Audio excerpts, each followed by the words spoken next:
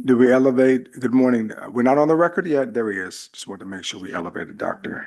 Charlie, before we go on the record, I'm getting some assistance to make sure our presentation can be presented. In addition, it's a very large file. So far, only hard copies were provided. We do have an electronic thumb drive with the presentation on it, which directly is to get to the remote work members. Okay, so that'll just take us some time. So why don't we just, maybe you need 10 minutes or so? We But- did get it. Right, okay.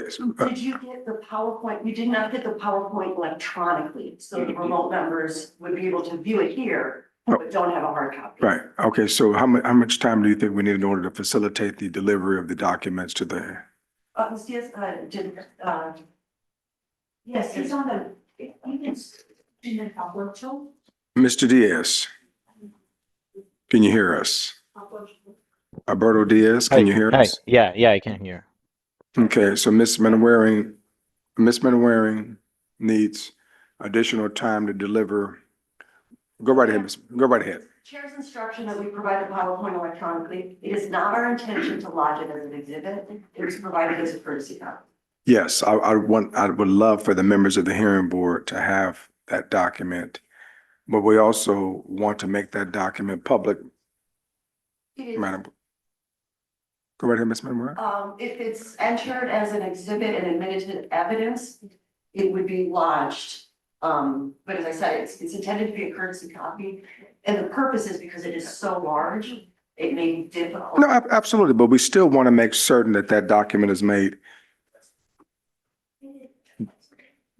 tomorrow or so. Yeah. It's exhibit 10, we got it. No, it's not, no, it's not. What she's referenced is not an exhibit. This is documents that we need to ensure are delivered to the hearing board members who are remote. That's what she's referencing. The file is very large and they need some time in order to deliver. Is that correct, Ms. Manwaring? Yes, You're talking about this one, right? yes. We have it. And it's marked as exhibit 10. Did you receive an electronic version? Yes, yes. Just as clarification, the file that I sent them was just a scan of the printout. So it's not a, Your clerk is ahead of me, sir. Okay, It sounds like they should have received a 10th document, which is a large PowerPoint. all right, because there were so many documents that were delivered. So members of the hearing board who are online, do you have that document? And if not, then we'll get you the document. Can you confirm receipt? We can't hear you, Ms. Verdugo. Sorry. Was it just sent out this morning or the ones previous? That was a document that was sent this morning. Okay, this document was yesterday at 5. I did receive it, but I want to make sure everyone else is also in receipt, but I'm also present, so I have it right here. Let me check. 5 p.m. yesterday.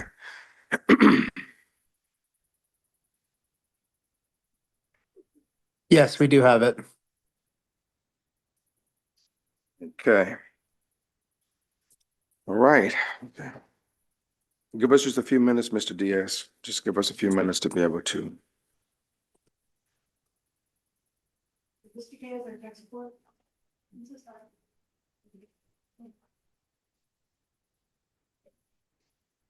Yes, Mr. Diaz, his tech support. Oh, Mr. Silva's tech support. Okay. Do we have any documents that require tech support? Any documents that require tech support, any uploading? Okay. All right. Good morning. It is 9:35 a.m. I'd like to call today's hearing to. Good morning. It is 9:36 a.m. and I'd like to call today's hearing to order. The matter before the hearing board is South Coast Air Quality Management District versus Browning Ferris Industries of California, Inc., DBA Sunshine Canyon Landfill, case number 3448-18, status report, modified order for abatement. But before we do that, I do have 2 members of the hearing board who are participating remotely. Dr. Abraham, would you provide us the rationale as well as a statement as to why you're participating remotely today. Yes, I'm requesting to participate remotely via Just Cause today for the exception of contagious illness. Okay, and so he's participating remotely via Just Cause, which does not require hearing board approval. Ms. Verdugo Peralta?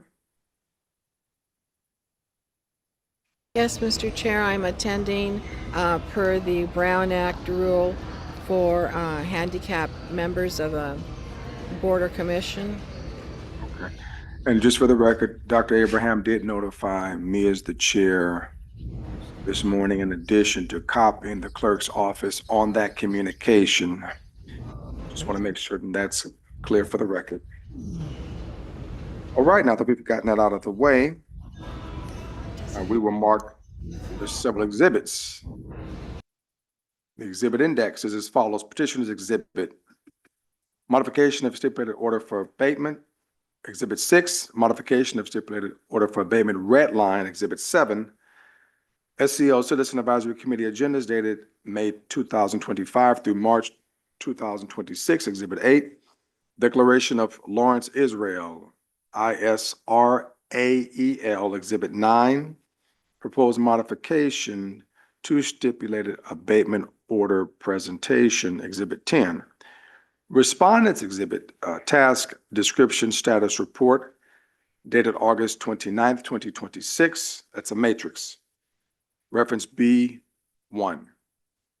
Task description status matrix dated March 15, 2026, reflecting the most recent developments as part of the parenthetical reference. B2, public exhibit, letter to SCL LEA Board of Directors from Wade Hunter, last name HUNTER, P47. Letter to the hearing board from Meg Volk, VOLK. Exhibit P48, letter from Bill Cotter, last name COTTER, P49. Letter from Wade Hunter. Now, just to be very clear, Mr. Hunter, you're in the audience, right? No. Okay. Yes. So there's, Madam, just to be clear, public exhibit 47 is WADE. Why? Hold on 1 second, sir. Hold on 1 second now. Madam Clerk, public exhibit 47, it states WADE on this document. Public exhibit 50 says WAYDE. So am I to presume that it's really WAYDE? With the Y, that's on public exhibit 47, correct? All right. Okay. We've gotten the exhibits out of the way. 1 second, please.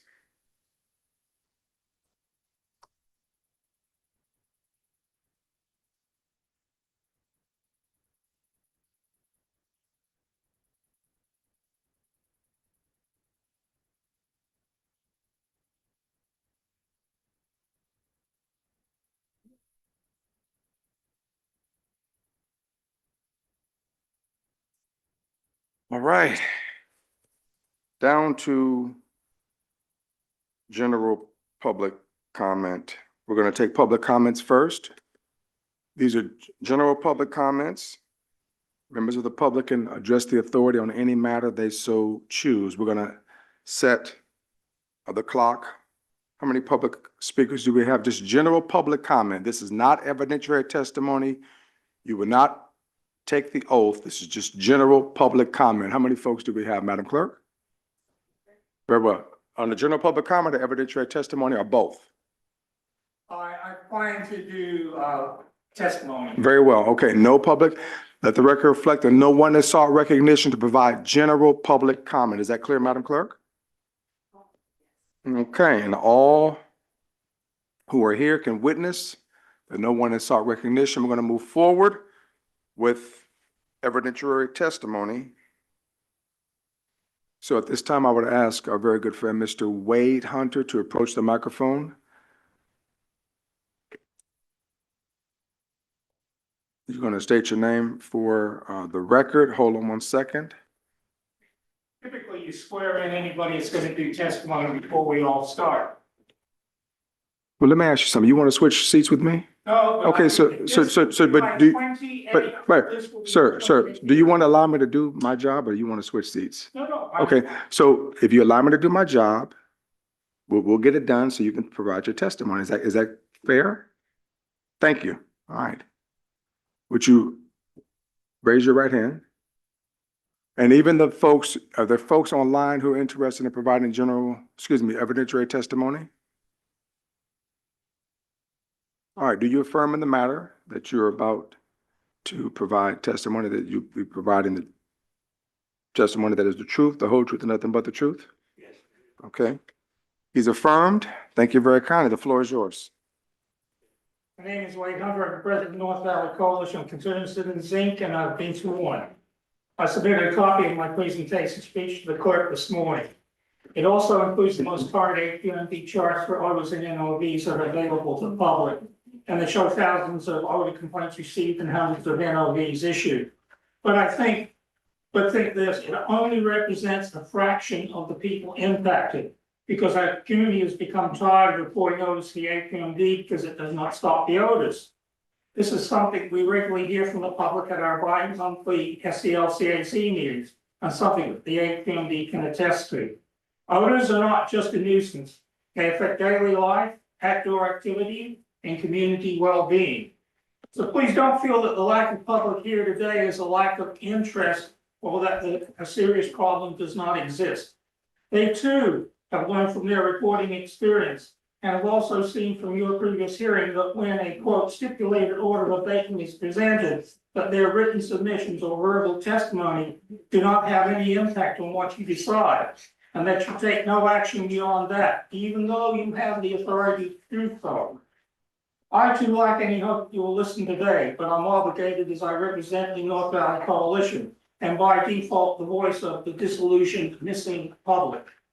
At a recent NBC meeting, the members expressed their frustration and described their past and current exposure to odors. Over the years, the city, the county, and the AQMD, all of whom should have or would have the authority to be able to close a landfill, given its long history of being a public nuisance, all have failed to do so.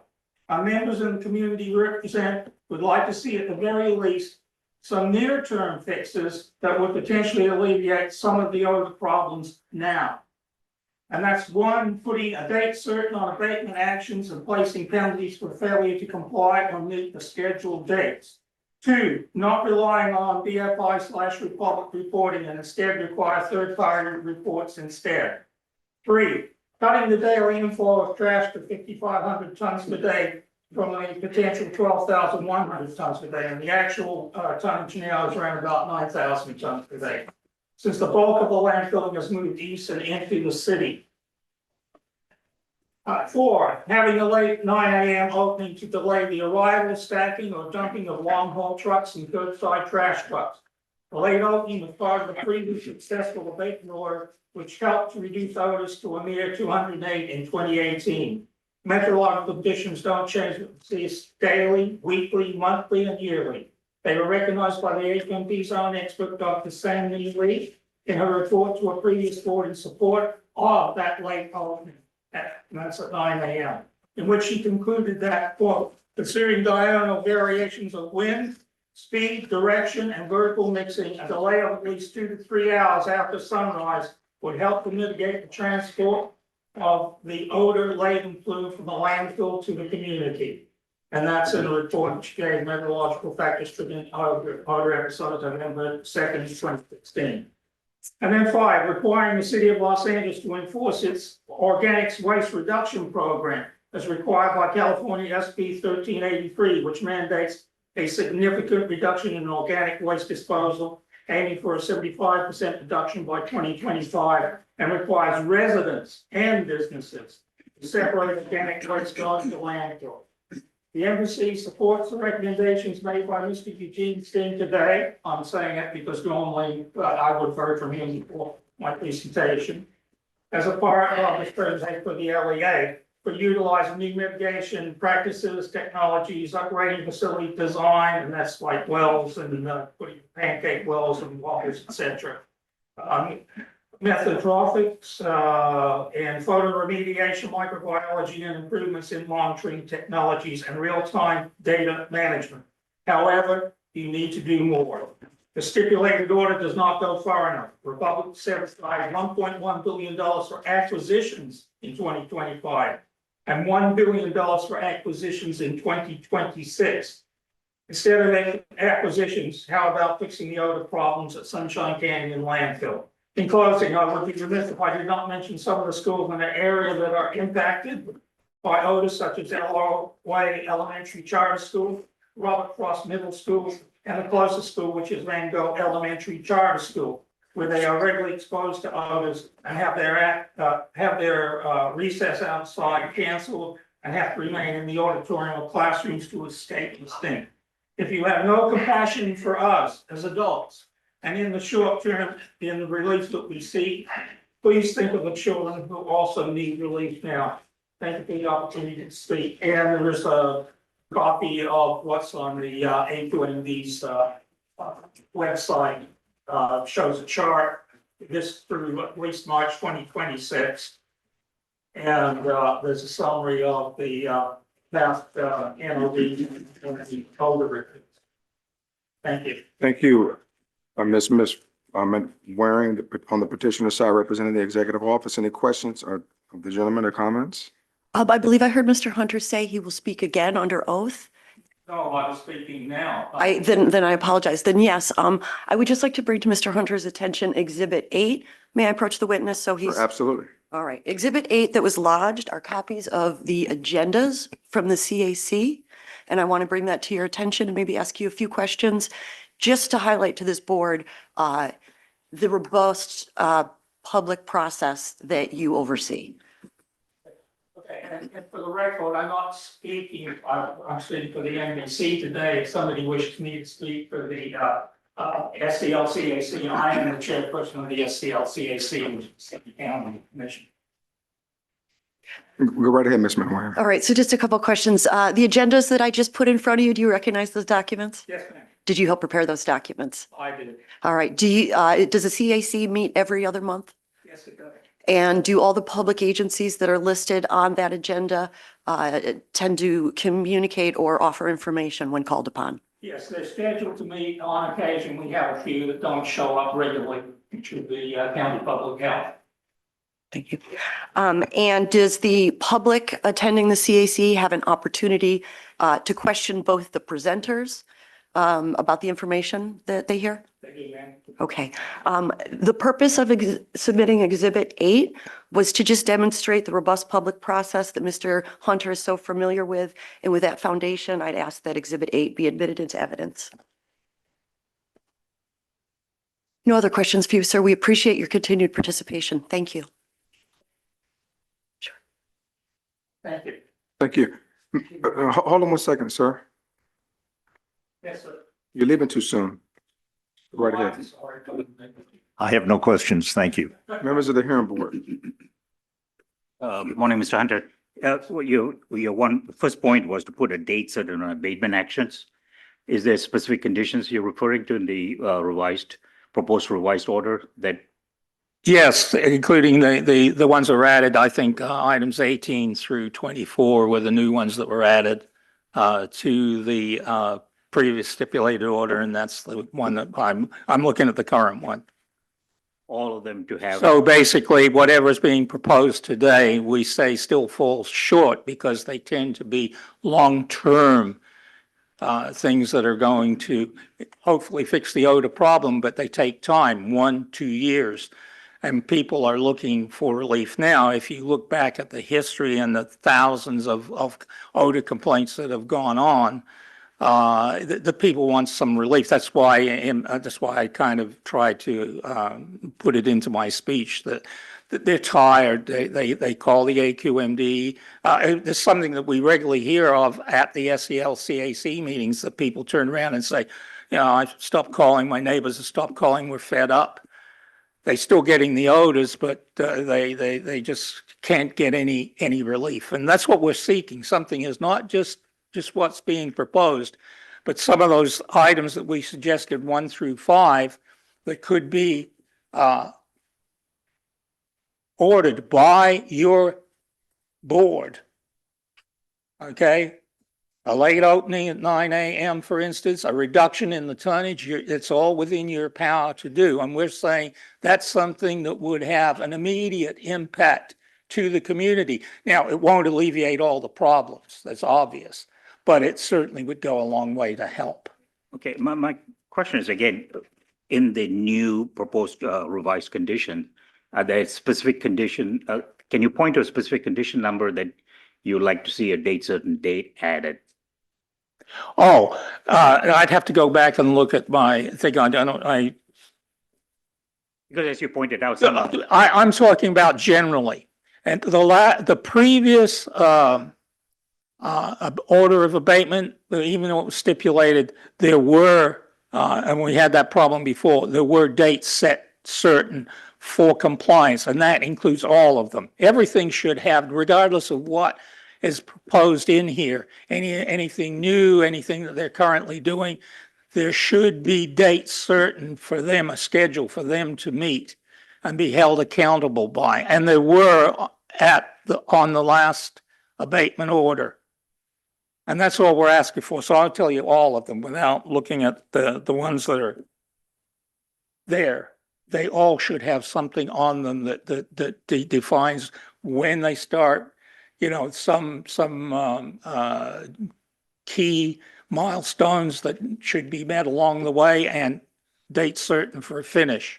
They can always negotiate that away if for some reason, if, for instance, one of the dates they couldn't meet because of something beyond their control or something like that. It's always open for negotiation, but at least that holds their feet to the fire. Hey, we've got this item on here. It's got to be, done by the end of the year, for instance, or it has to be done 2 months from now. I'm just saying you should establish on every one of the items some sort of schedule, date certain. So Okay. on all of them. Okay, thank you. Okay, thank you. I'm sorry that wasn't helpful, but Mr. Pearman. One request you have is not relying on Brown Forman Republic reporting and instead require third-party reports instead. Do you have some specific rationale for that or just general distrust of BFI? This actually came from our members and they really distrust Browning Ferris Industry / Republic. They just do not trust the operator. This has been going on so long for them. This really is our third abatement, and they promise to do things, they get stuff done, and then they go back and they go back to business as usual, and then we end up with all these odor problems. And so they've seen reports done. They've seen things that they've actually had comments made at the CAC, at the SEL CAC, that they're going to do something, and nothing happens. And so again, just a general distrust by the public. Thank you. Appreciate it. Actually, follow up Mr. Pearman's question now. The County Board of Supervisors, LA, did require a third-party study. So, and they did provide a study, which they did Ultra Systems report. Yes, I read that. And you're asking for more study or what? No, that's a study, and that was done prior to. What we're talking about now is anything that you have which is actionable. What we said is we wanted to schedule, but we also wanted reporting anywhere in here that may say that they're going to, provide an update or something like that. That's not what the people want to see. They want to see basically that a third party is coming in, and yes, they have done what they said, and yes, I was relaying what was relayed to me by our members, that this is something that they were looking for. Okay, thank you. Thank you, sir. All right, no additional comments from members of the hearing board? All right, proceeding on. All right, So, thank you, sir. thank you. Madam Clerk, just one more time, no one has sought recognition? Okay. Public comment, public testimony is hereby closed. We're moving forward. Who's presenting for the petitioner? Good morning, Chair Lee, members of the board. Karen Manwaring on behalf of the executive officer. And the respondent?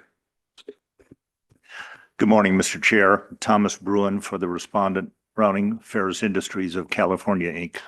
Okay. We'll go ahead and I'd ask for others to stand, but I'll go ahead and do it again. Oath of office for those who will be providing testimony. All right. Do you affirm that the testimony you're about to give in this matter is the truth, the whole truth, and nothing but the truth? Yes. Let the record reflect that they've accepted and they've affirmed to tell the truth, the whole truth, and nothing but the truth today. All right. Ms. Manwaring, your case. Thank you. Again, good morning, members of the hearing board and to all interested parties, both here and listening remotely. The stipulated order for abatement that issued on March 19th of 2025 and the modifications proposed to you today reflect the cooperative collaboration of the Sunshine Canyon LEA and the South Coast AQMD.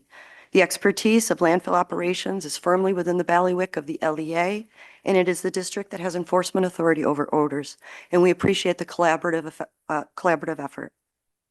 On September 3rd, 2025, there was a status hearing at which time the parties reported to the board that the facility was operating in compliance with the order issued, in this case, 3448-18. And at that time, a status hearing was set for May 27th of this year. However, the district received multiple requests, both from an elected official and members of the public, impacted by odors at this facility to advance this hearing. And that is why we're here before you today on April 30th. I want to emphasize that the district continues to communicate with our fellow public agencies, and the LEA provides tours and technical briefings to interested parties, including county, state, and federal officials. The district intends to present its case today with 2 witnesses to support good cause to issue the proposed modification to the order. We've submitted a declaration of Larry Israel, which prevents his testimony. If you have questions, he's available here today. The bulk of our presentation will be by Mr. Sang, our expert witness and consultant for the LEA. I will do my best to keep the presentation to an hour, but based on experience, I'm going to estimate 90 minutes. First, I need to acknowledge the community. There is a continuing impact from odors emanating from this facility that continues to have a significant impact on the quality of life. Due to intense construction activities required by this order, such as drilling wells and digging trenches for horizontal collectors, combined with extreme wet weather events in late December through January that dropped unprecedented amounts of rainfall, things got worse, much worse, since this order issued last year. But I'm happy to say we will report to you today, we do see a change in that trend. We will present data, both in terms of odor complaints reported to the district and emissions monitored at the facility that indicate positive trends. Specifically, the odor complaints received in this month, April of 2026, are more than 50% less than received last month. We are receiving fewer nighttime odor complaints, but we are still receiving complaints, the majority of which are fresh trash odors. You'll hear us repeat certain themes today, such as standard best management practices that have been effective in the past are no longer good enough at Sunshine Canyon Landfill. The current order and the proposed measures go well beyond industry norm, and they must at this facility. You'll also hear us repeat this order seeks to impose a combination of complementary best management practices. The primary mitigation measure to reduce odors is to improve landfill gas collection. That is a key component of the current order and the well integrity program as proposed. In preparing for today, we anticipated questions this board may have, such as, what is new here? If we believe these conditions will have a meaningful impact, why weren't they included last year? And when will the community experience some relief? As I just said, we're finally starting to see a trend in the data to suggest mitigation measures implemented are bringing about improvements. Why weren't these conditions included before?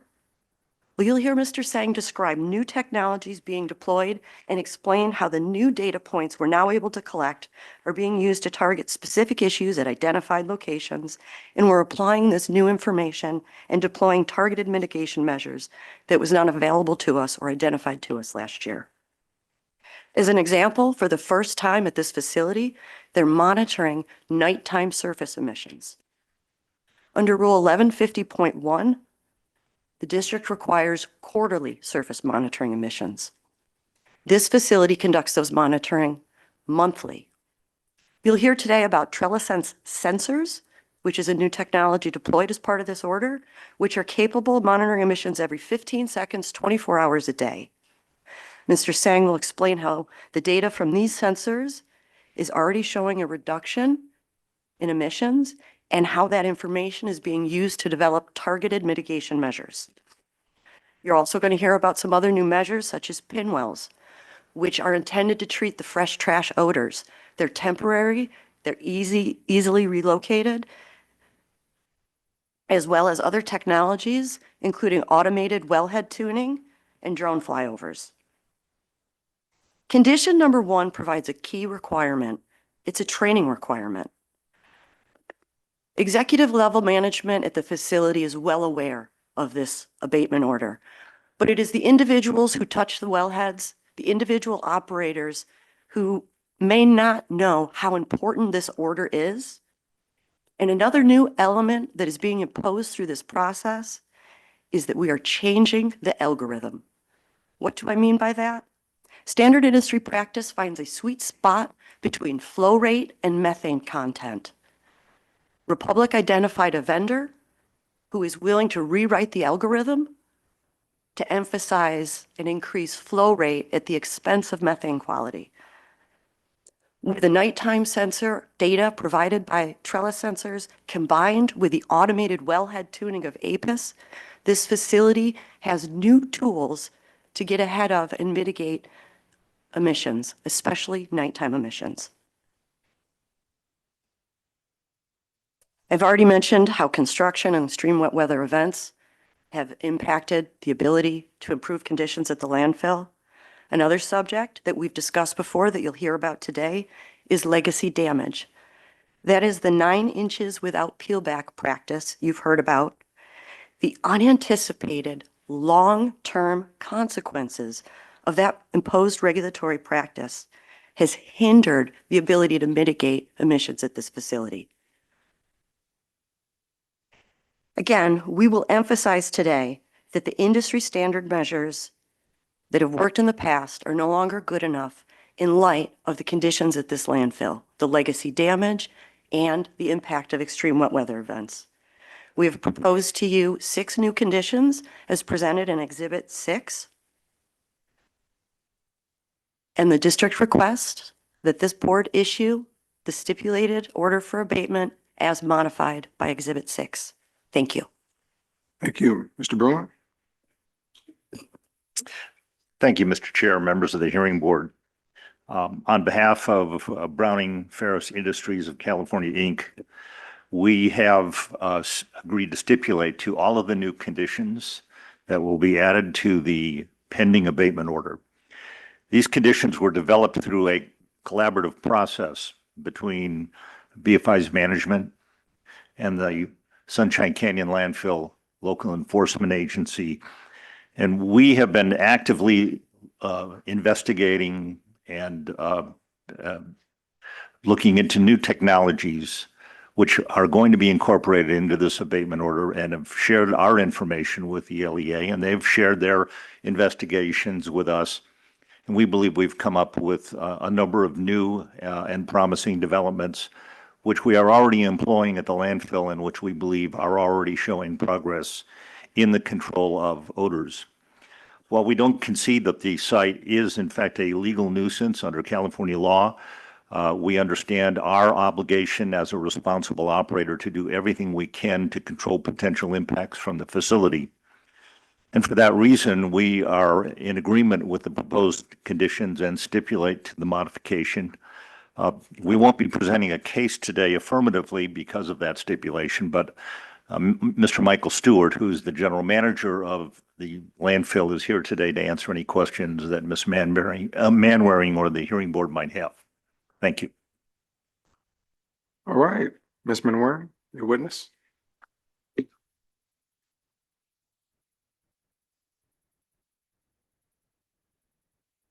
believe Ms. Manwaring requires some technical assistance with respect to the presentation. I was told that when I shared it, it would appear up there. It may just be a delay. Okay, very well.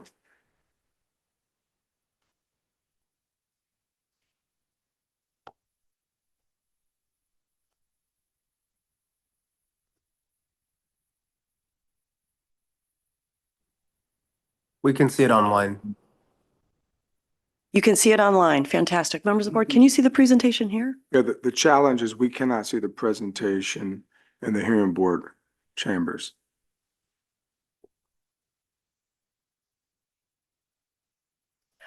I see the clerk is requesting technical assistance. I can start with a witness. Go right ahead. Thank you.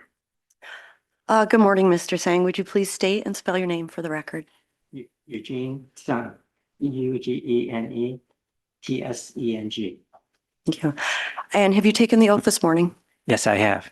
What is your current role and employment as related to Sunshine Canyon Landfill? Independent contractor, technical advisor to the City of Los Angeles Local Enforcement Agency. And as a courtesy to the members listening and for efficiency, I'm going to dispense with Mr. Seng's qualifications. We've certainly heard them before. I believe as soon as the clerk addresses that, you'll see the presentation on the board, but let's continue. Mr. Sang, what will we be presenting today?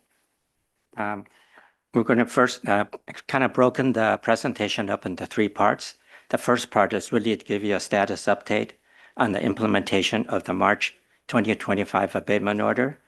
And then the second part is really get into the details of why there are still odors emanating from the landfill.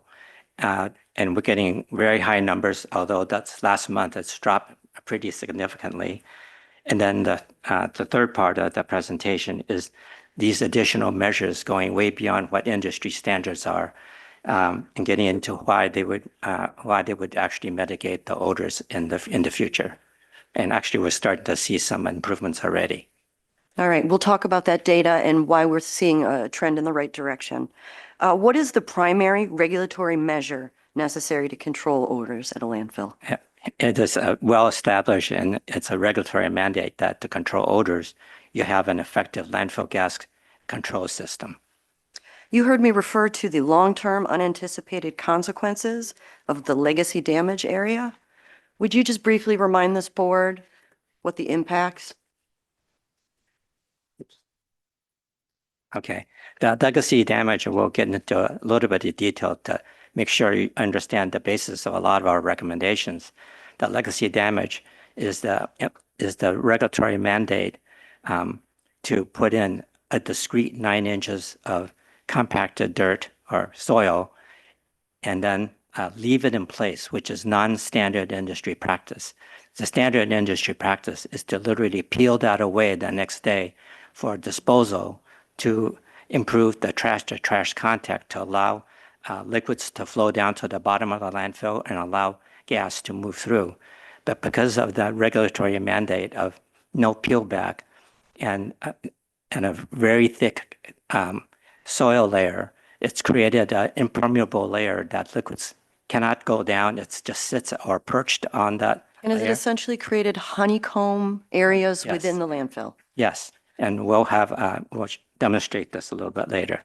And when we say long-term unintended consequences, it's just that, and given a certain amount of time, soil layers tend to dissipate. But what has happened over the last 10 years is that the amount of dissipation or assimilation of the soil into the trash has not really happened, and has really kind of stayed there and hindered the implementation of a lot of the mitigation measures, and compounded really by unprecedented rain events.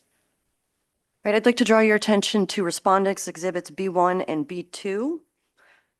These are referred to as the task matrices. Are you familiar with Sunshine Canyon's task matrix? Yes, Who is responsible for tracking conditions and preparing this document?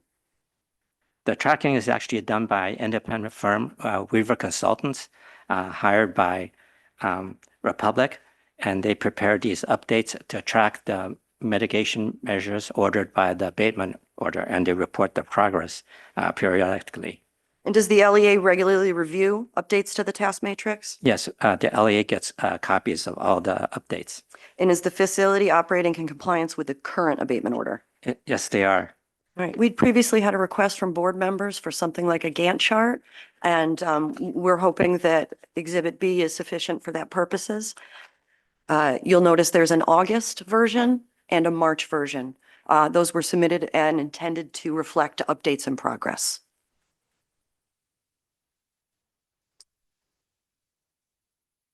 All right, Exhibit 6 is our proposed modification to the current order. It presents 6 new additional conditions. Can you briefly identify for the hearing board the key aspects of the new conditions proposed today? As Karen presented in her opening statement, you'll see on this slide some of the really key points. Foremost is we're keeping the focus on improving the landfill gas collection system, making it more effective, even given the flooding and the impact of the legacy damage. The other important things to support that is really having a dedicated team to do daily what we call patrols for identifying leachate seeps and looking at the integrity of the landfill cover. And then also, as Karen has mentioned, really getting the training down to the operator and supervisory level so that the whole working team at the landfill and its contractors are understand that the focus should be on the control of odors. Has the district and the LEA together attempted to craft a combination of complementary best management practices that go beyond industry standards through this order? Yes, some of the, as we'll describe later, you'll see that some of these practices weren't even available or aren't even feasible until just very recently. One of the most important things is that what we typically call industry standards or industry technologies literally had to be changed by vendors just to be able to focus on the control of odors.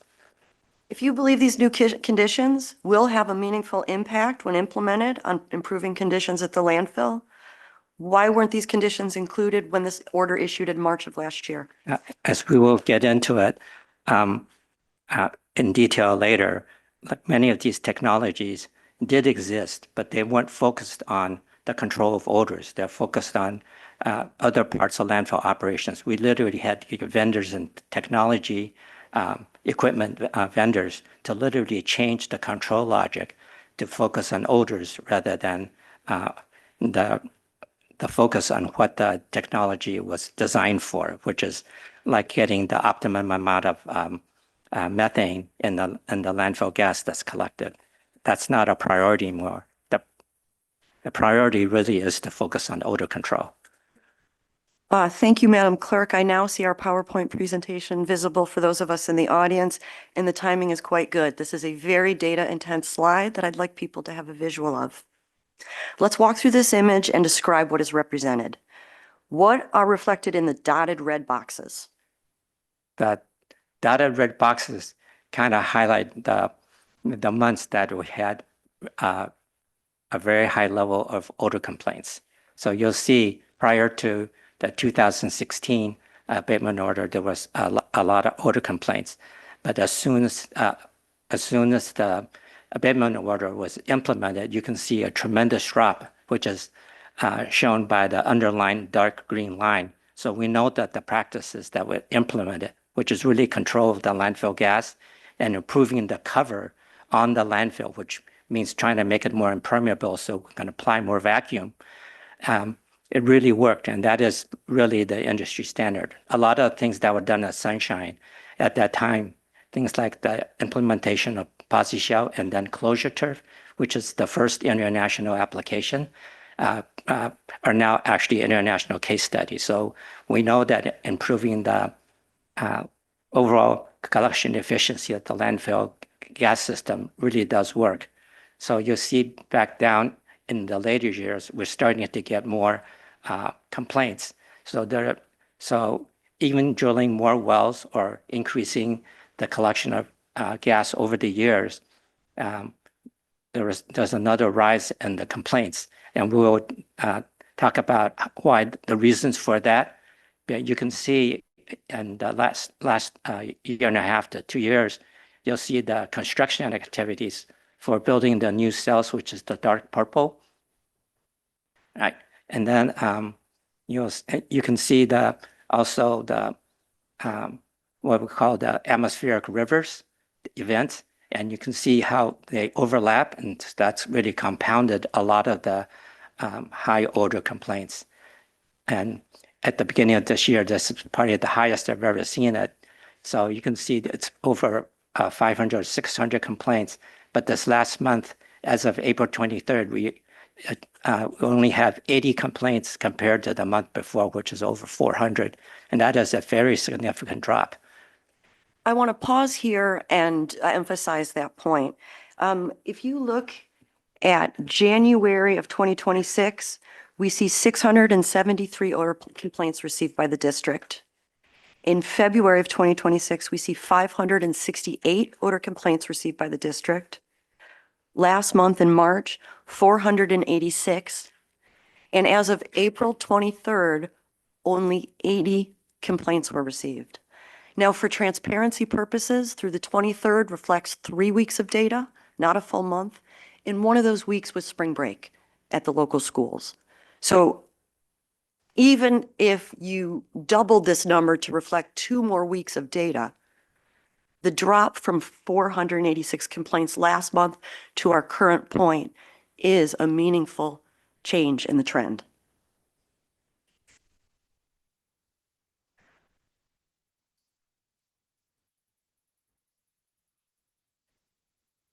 I talked about wet weather and construction making things worse before they got better. Could you briefly give us some examples of the type of construction activities that are giving rise to new odor pathways? Yes, as you can see in the picture, well drilling and then the installation of what we call pancake wells. But generally, the construction that was actually ordered by the abatement order involved a lot of trenching and drilling, which also always exposes trash and creates a pathway for odors to make it into the atmosphere. A lot of installation, I think over 100 top-down wells, and then compounded with the impact of the atmospheric rivers. One of the things that was ordered by the March 2025 abatement order was the installation of waffle or pancakes. Okay, and how many to date have been installed at the facility? 3. 3 new wells with the mandated waffle design. Mhm. How many are currently collecting data? 2. Are they top up or bottom down wells? There's 3 wells. One is top down, which means that the disposal was already there. The bottom up means we put the wells in before the trash even goes in. So the top down one, we're not getting data because it's flooded, so it's being dewatered. The 2 that are bottom up is collecting data, and that's pretty significant in terms of the amount of gas that they're able to collect. What is an average range of cubic feet per minute that one would expect or normally comes a well collects? Normally for the interior of a landfill, the industry average is about 20 to 40 cubic feet per minute. That's a very big range. Yes. What do you think Sunshine Canyon's average might be closer to? If you took the total cubic feet and divided by the number of wells, the average cubic feet per minute is probably under 20 cubic feet per minute at Sunshine Canyon. Okay, if the average well is collecting 20 cubic feet per minute, what does the data show us that the new waffle design collects? The new waffle design is actually very recently, only within the last 2 months, been not even fully operational, but they're already collecting around 100 cubic feet per minute. So that's literally 5 times what a typical well can do. It's pretty significant. All right, thank you. This slide is included just as a reminder of how inclement weather can impact landfills, and more specifically, the weather at this landfill. Mr. Singh, did the LEA take this photo? Yes. What are we looking at? This is on this is Christmas Eve, December 24th, 2025. And this is what was referred by a lot of people as the Pineapple Express.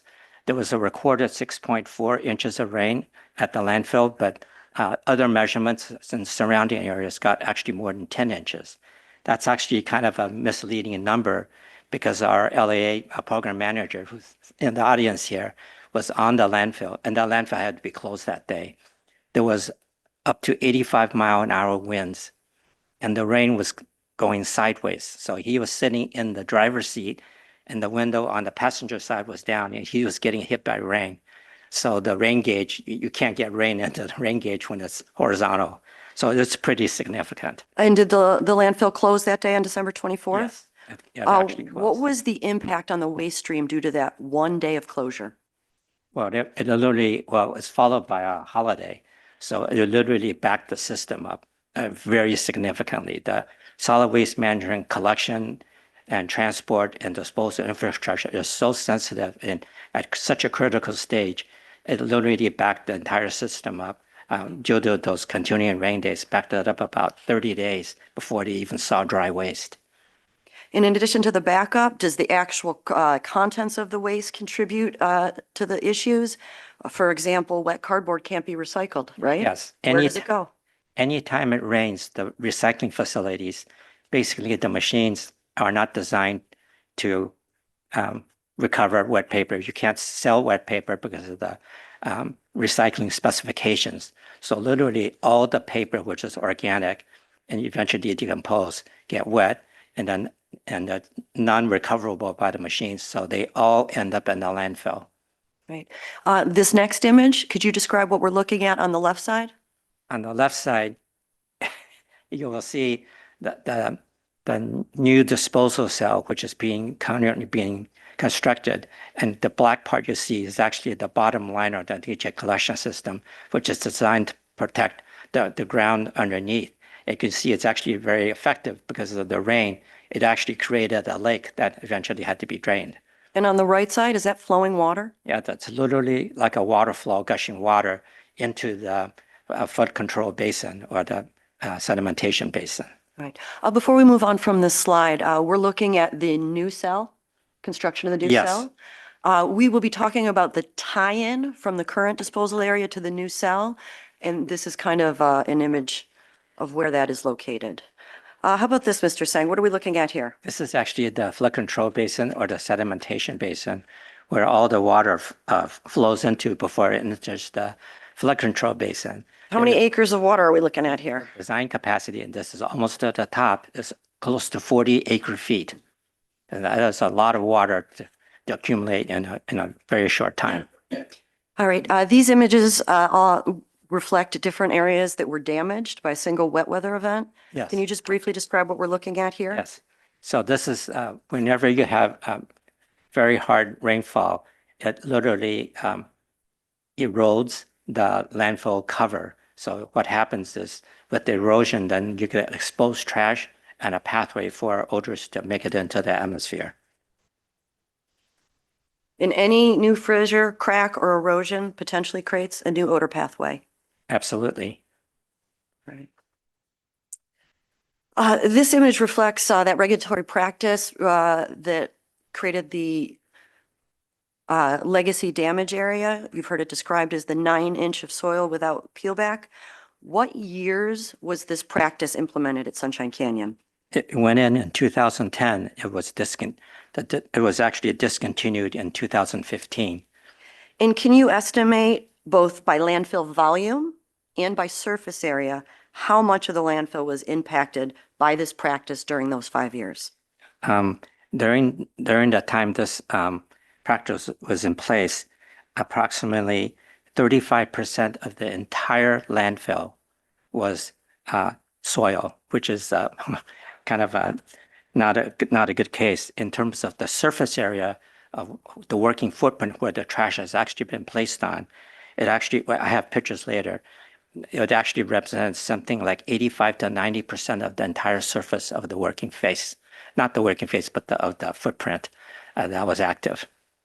All right, contrary to that regulatory practice that is no longer implemented, this is is the normal industry standard. Is that what we're looking at in this image? Yes. Where when the soil is peeled back, what you end up is trash to trash exposure. Is that the preferred? Yes. The picture on the left shows that there's a regulatory minimum of 6 inches. It's actually designed to keep fly larvae from making it up to the surface of the land. It's a public health-based regulatory standard.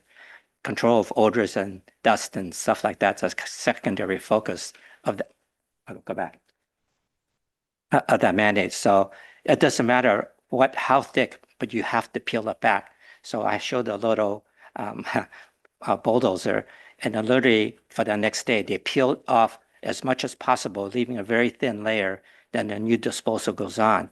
And to the right, what happens is after literally even 1 day, that soil actually assimilates into the trash, and it's like it's never there.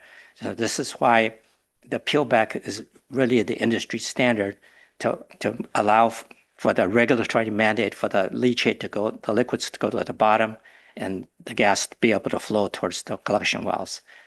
This is a video that one of the graphic arts students put together that showed how the peeled back soil actually assimilates and disappears. And this is the absolute standard internationally if you're going to use soil. Okay. So this is literally what happened in unanticipated long term is that when you have that discrete 9 inches, what can literally be up to 16 inches of soil, and as over time, it doesn't really assimilate because it's so thick. And to give you a kind of a real visual, I actually have in back here, kind of the just a cross section. Can you see it? No, sir. Any way you can bring it over so, yeah, very well. We can caption on the camera for the other members of the hearing board. Not sure how we're going to make this a public exhibit, sir. He says we do have the graphic. It's kind of heavy. So you can imagine this is. You want any way to kind of use the microphone sorta? Well, I just kind of tilt it over a little bit. Okay, so you can see this is what it actually looks like in the landfill. So this is like just one of those dirt layers. But if you can imagine the landfill, which is in parts, which is over 200 feet, you're just taking this and stacking it on top of each other. And when I say over time, the trash, which is 60 to 70% organic, this disappears and the whole thing compresses. The density of the soil is way higher, can be twice that of this. So even when over time, as the organics decompose, there's some assimilation, but then the overall density is so heavy and so impermeable that the water still gets trapped there and takes a long time to dewater. And then with the atmospheric rivers that we've been having, even though it started to dry up, it re-soaked everything, and then it just takes time to get it out. So a lot of the reasons for increasing odors, even after we put in more pumps and putting in more wells, is that this long-term damage, which we didn't anticipate would be this significant, is actually hindering a lot of the traditional industry practices. And that's why the modification has orders to go way beyond to be able to deal with this legacy damage. Mr. Chair, if the board wishes, I sent a photograph of that to the clerk of the board, Ms. Manwaring, in case you want to make it an exhibit. Thank you. Thank you. All right, thank you for that visual demonstration of how the honeycomb structure was created over the 5 years, and informing us that by volume, 35% of the landfill was impacted, and by surface area, up to 90% of the landfill was impacted. That's why we still are talking about the long-term unanticipated consequences of that regulatory practice, 9 inches without peel back. Is the idea that the trash within those honeycombs is qualitatively different? Is that theoretical, or do we have actual evidence that tells us the disposed of decomposing trash is qualitatively different? I think that. So we know that in the legacy damage area, it's very different than where we have peel back, or we're not using the compacted 9 inches of soil cover without peel back. So we know this because almost every flooded well is literally sitting within the area that has that legacy damage. In addition to that, in drilling new wells in all parts of the landfill, when you drill in the area where they have legacy damage, we know that the materials that we're digging up is denser, it's way wetter, it's harder to drill, takes longer to drill compared to areas that doesn't have that legacy damage. So these are actually pictures from quite a while ago that we literally were checking the materials as it was being brought up. And this was just additional evidence to support the fact that pretty much every single well that was flooded was in the legacy damage area. All right, moving on. You heard me mention the new cell and the tie-in when we saw an image earlier. Mr. Singh, could you please use this image to describe the changes in design imposed by the March 2025 order in new cell construction, specifically the closure turf and the tie-in, and how those are intended to mitigate odors? Okay. Don't run the video yet. Sorry. Okay. Okay. Let me let this thing finish first. So in the March 2025 abatement order, there was a very significant condition, is that the original plan for building the new cell was to have this legacy damage area, which was actually covered by closure turf. That is literally 30 acres of very thick plastic with vents underneath it to collect the landfill gas and allow the leachate to drain to the bottom. The original plan for the construction new cell was to literally remove that 30 acres.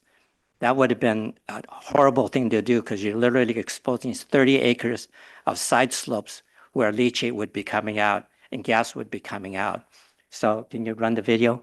So if you did remove that plastic cover that's covering 30 acres, literally you would have gas coming out and the leachate coming out and gas blowing through the top. So one of the things that was done and complied with is that we requested that landfill completely re-engineer the new cell to leave that plastic in place and then work around it. How can I help you today? Wait, what was that?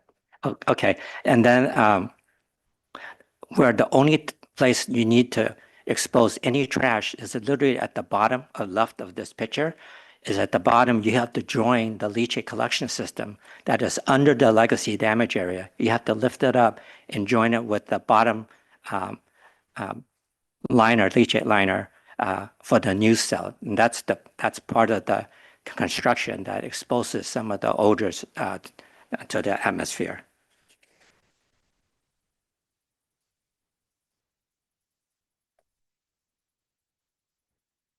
Oops, the picture's messed up. All right. Have some of the changes implemented through this order over the years changed industry standards? Yes, a lot of the lessons learned as far back as the 2016 abatement order and then the March of last year, it's actually made it into training manuals. So this is just an example, not to use thick soil cover. It's actually made it into the professional engineering training manual for licensing. It's actually also made it into the industry, what we call the mandatory required training for, we call a MOLO, Manager of Landfill Operations. For the Solid Waste Association of North America, they have a 1-week course. So all these lessons have been incorporated into those training programs. And then separately, I know they've been incorporated into the engineering curriculum at UCLA and Cal State Northridge. All right. You regularly maintain panoramic photos of the facility to document changes. Yes. When was this picture taken and what is the field of view showing us? The picture was taken earlier this month, April 2nd. And the RLA gets questions as where are you taking the picture from? So standing as far back as I can from the landfill, you'll see in the middle, a little bit to the right, there's a little observation deck. And I go there every single month since 2010. And we have pictures continuously every month from 2011. We document the changes and what's going on the working face.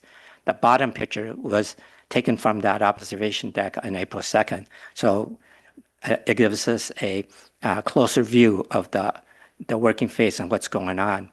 And the little red bracket that you see in between the two pictures, that is the field of view or the angle of view of what that photograph represents. And that's about a 145 degree angle. And some of these pictures are actually 60 pictures that are taken individually and then literally stitched together with software. And this is done every month by the local enforcement agency. In this image on the top, we're looking at a panoramic view from the field of view from October 2016.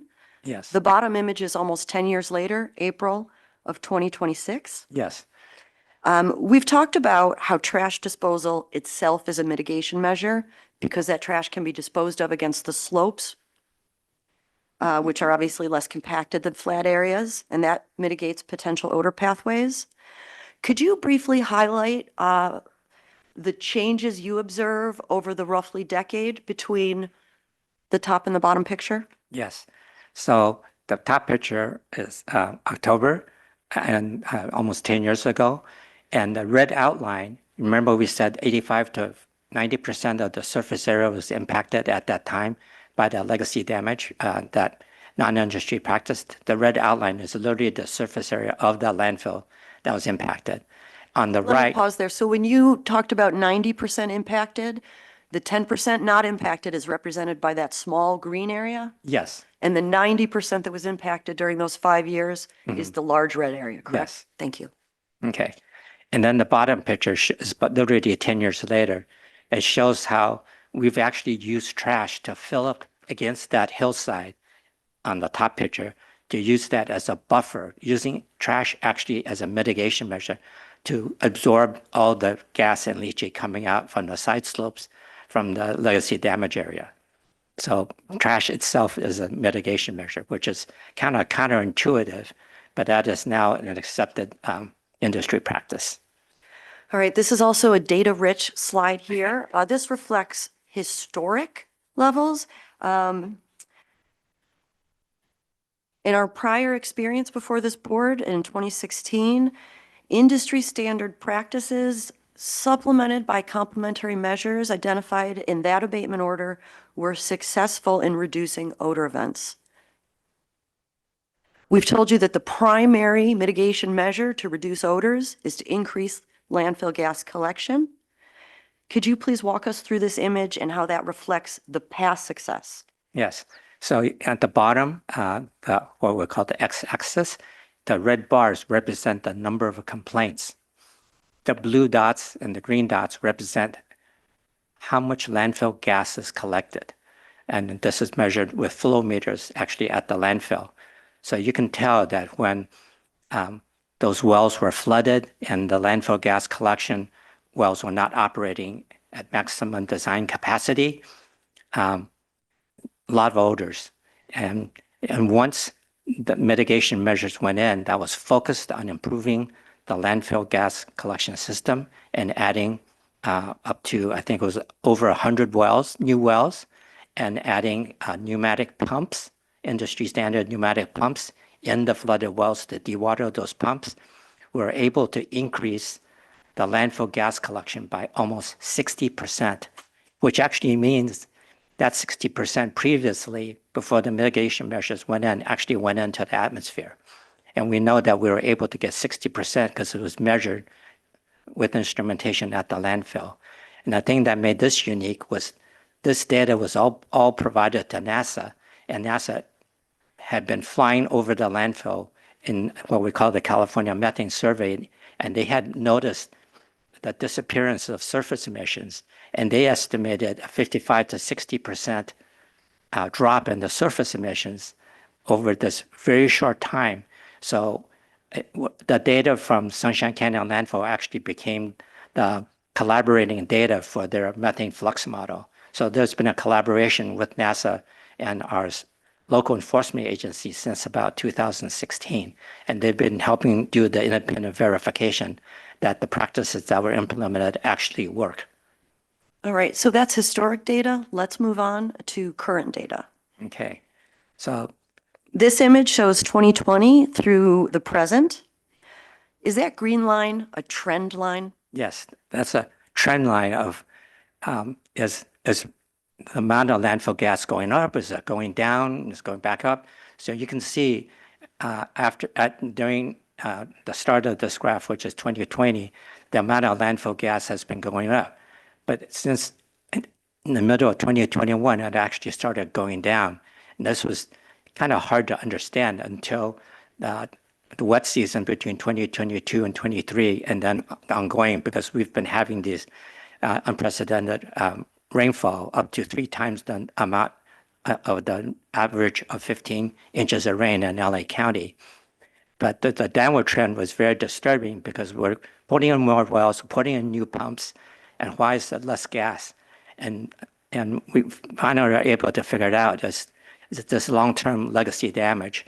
And then it just made it really worse at the end of 2022. You can see that huge dip right around the end of 2022.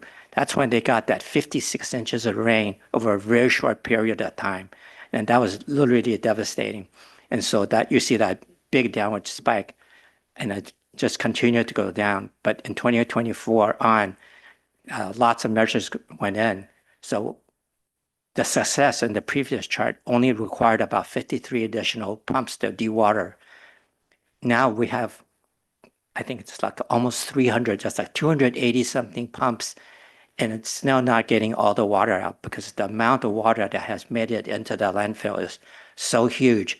We can't use standard practices anymore. We have to go way beyond to do something very, very drastic to dewater the wells and get the landfill gas system up and running like it's supposed to be.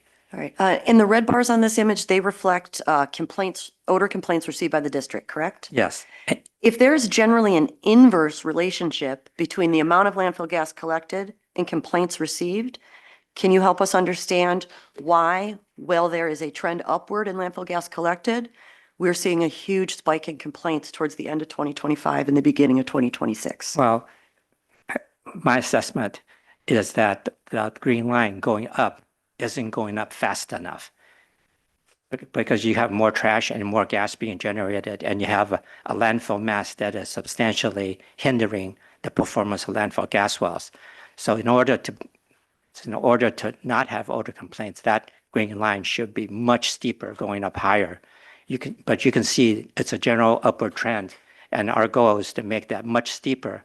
But you can see I have it in kind of dark red at the very end. You see April 2023, That's literally 80 complaints down from over 400.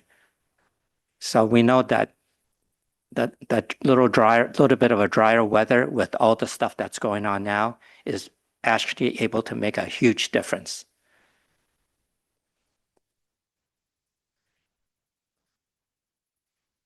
All right, this image, let's walk through what the lines represent so we know what we're looking at.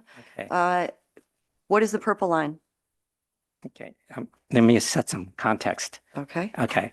So this is just another way to look at the amount of landfill gas data collected. It helps us understand what the strength and weaknesses of the current landfill gas system is, and it helps us identify what needs to be improved or what programs need to be implemented to improve the efficiency of the landfill gas system. So the purple line is, you'll see on the vertical axis, it's just the volume of landfill gas. So the purple line is actually a calculation of how much total landfill gas is generated by the landfill. And that green line, the 75% recovery rate, where does that come from? That is literally taking 75% of that purple line value. And that green line, 75% recovery rate, is the suggested recovery rate by the US EPA. This is pretty much an international model of what it would take to apply that kind of volume vacuum into the number of wells to be able to recover as much as the landfill gas as possible without overdrawing and sucking oxygen into the landfill. So that's kind of you try to reach that as a minimum. And that's what that represents. That's the kind of can you get there by the EPA? All right, and we can clearly follow the red line, which is actual landfill gas collected at this facility. Could you describe to us the significance of the black line indicating our 2016 abatement order and explain the change in trend there? Yes. So in the middle of this graphic, you'll see the big black arrow going to see pointing to a point where the red line is. So when you even can get close to 75%, and that's what the abatement order back in 2016 did, the odors literally disappeared to very, very few odors. So we know that if we can get the landfill gas volume and just improve the overall cover of the landfill, we can get to a point, if we can get to 75%, the odor issue would be mitigated. That red line, the difference between the red line, which is what is actually collected, and the purple line, which is how much gas there is to collect, the difference is literally what is going into the atmosphere. And so if you look at the difference between the red line and the green line, that's the deficiency of the landfill gas system. And a lot of that is actually attributed to the legacy damage. So now what we have to do is to find ways to mitigate or improve the system that would work around the long-term unanticipated legacy damage area. So you see on the right, we have those years of extreme wet weather, but the trend of the amount of landfill gas is actually getting close to 75.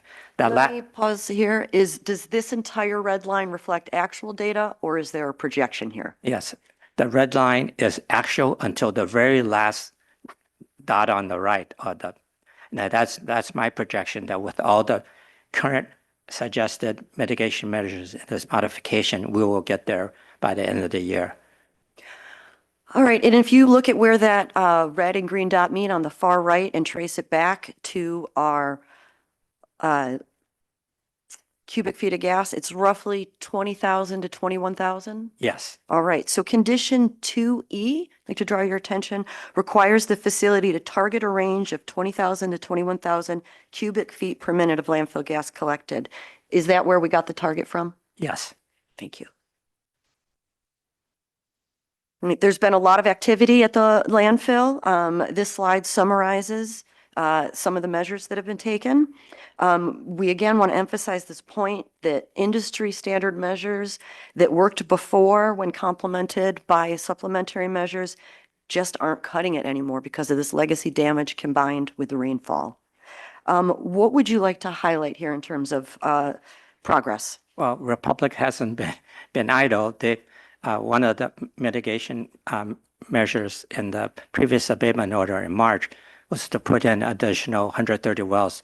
So they had 119 installed, and they're going to start drilling, I guess, this next month in May. Well, next week. And then of those 119 that are installed, they've been tuned, and 80 out of 119 are actually what we call at equilibrium, so they're working like they're supposed to be. But of all the remaining wells on the landfill, 90% of them are not working at full effectiveness. And most of them, you'll see, are in the legacy damage area.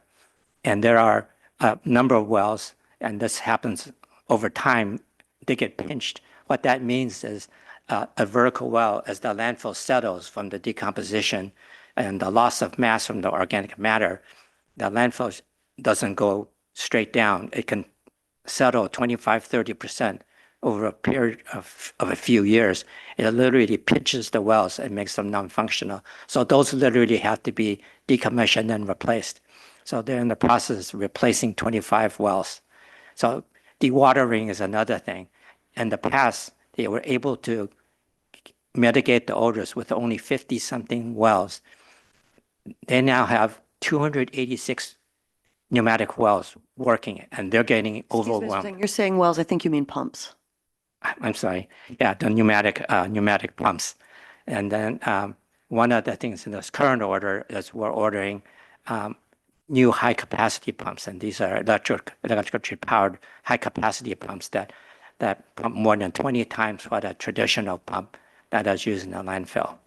I'd like to just pause here for some definitions. You just explained what a pinched well is. Yes. The operational functionality of a well can be impaired in different ways. That's what a pinched well is. We've talked about what a watered well is, which is quite obvious. And just for full understanding, we're also finding silted wells. What is that? Yes, that's when the liquids in the landfills carries a lot of dirt or fine particles, and literally it just muddies up the well and makes it non-functional. So we call that silting. So an aspect of the well integrity program described in condition 2 is to determine what the functionality of the well is, what's impairing it, where in the landfill it's located, and then targeting mitigation for that specific well. Yes. And if it can't be mitigated or upgraded, then it needs to be decommissioned and replaced. All right, we just talked about pneumatic pumps, which are basically industry standard, and the higher capacity pumps that are going to be required by this order. As a point of comparison, do you know the average price of a pneumatic pump? This is how significant that change is going beyond the standard industry practices. The standard pneumatic pump that's used, which is close to 300 at this landfill, it's a little over $700 each. The new pumps that is required by this modified abatement order, they're a standalone unit is about $50,000 per pump.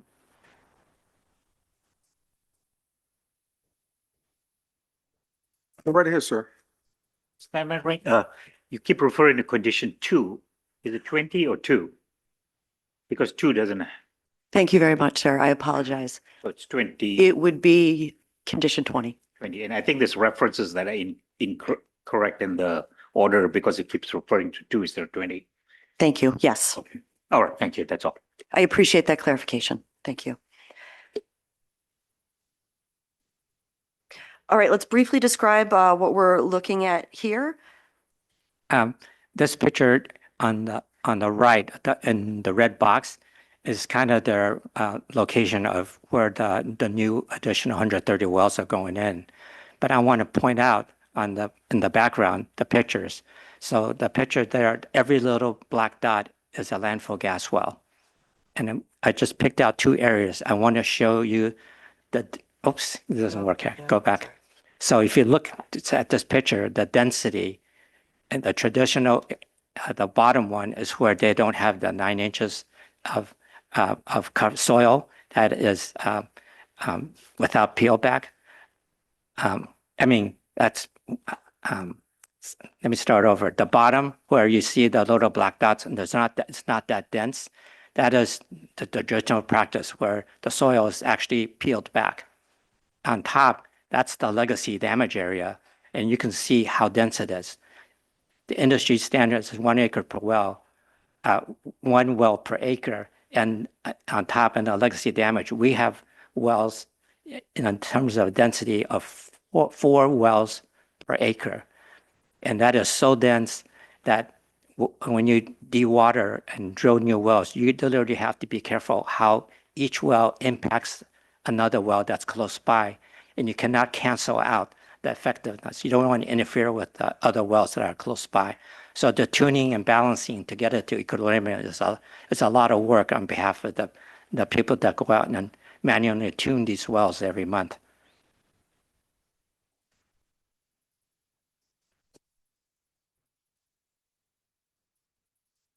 All right, you've heard me refer to condition 20, the well integrity program, which requires a physical inspection of each individual well. Is the facility waiting to see if this hearing board issues the modified order, or have they already began those inspections? No, this is an ongoing program. It's just, I think the abatement order just makes it much more strict and makes it done much more often.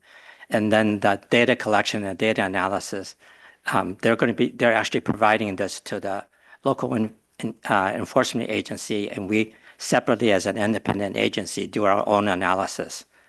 And we've been doing this for the life of the landfill pretty much. In addition to the well integrity program imposed by the requested modification being more robust and stricter, there's also reporting requirements by a date certain. Yes, And those reports are to be given to the LEA, the district, and the hearing board, correct? yes.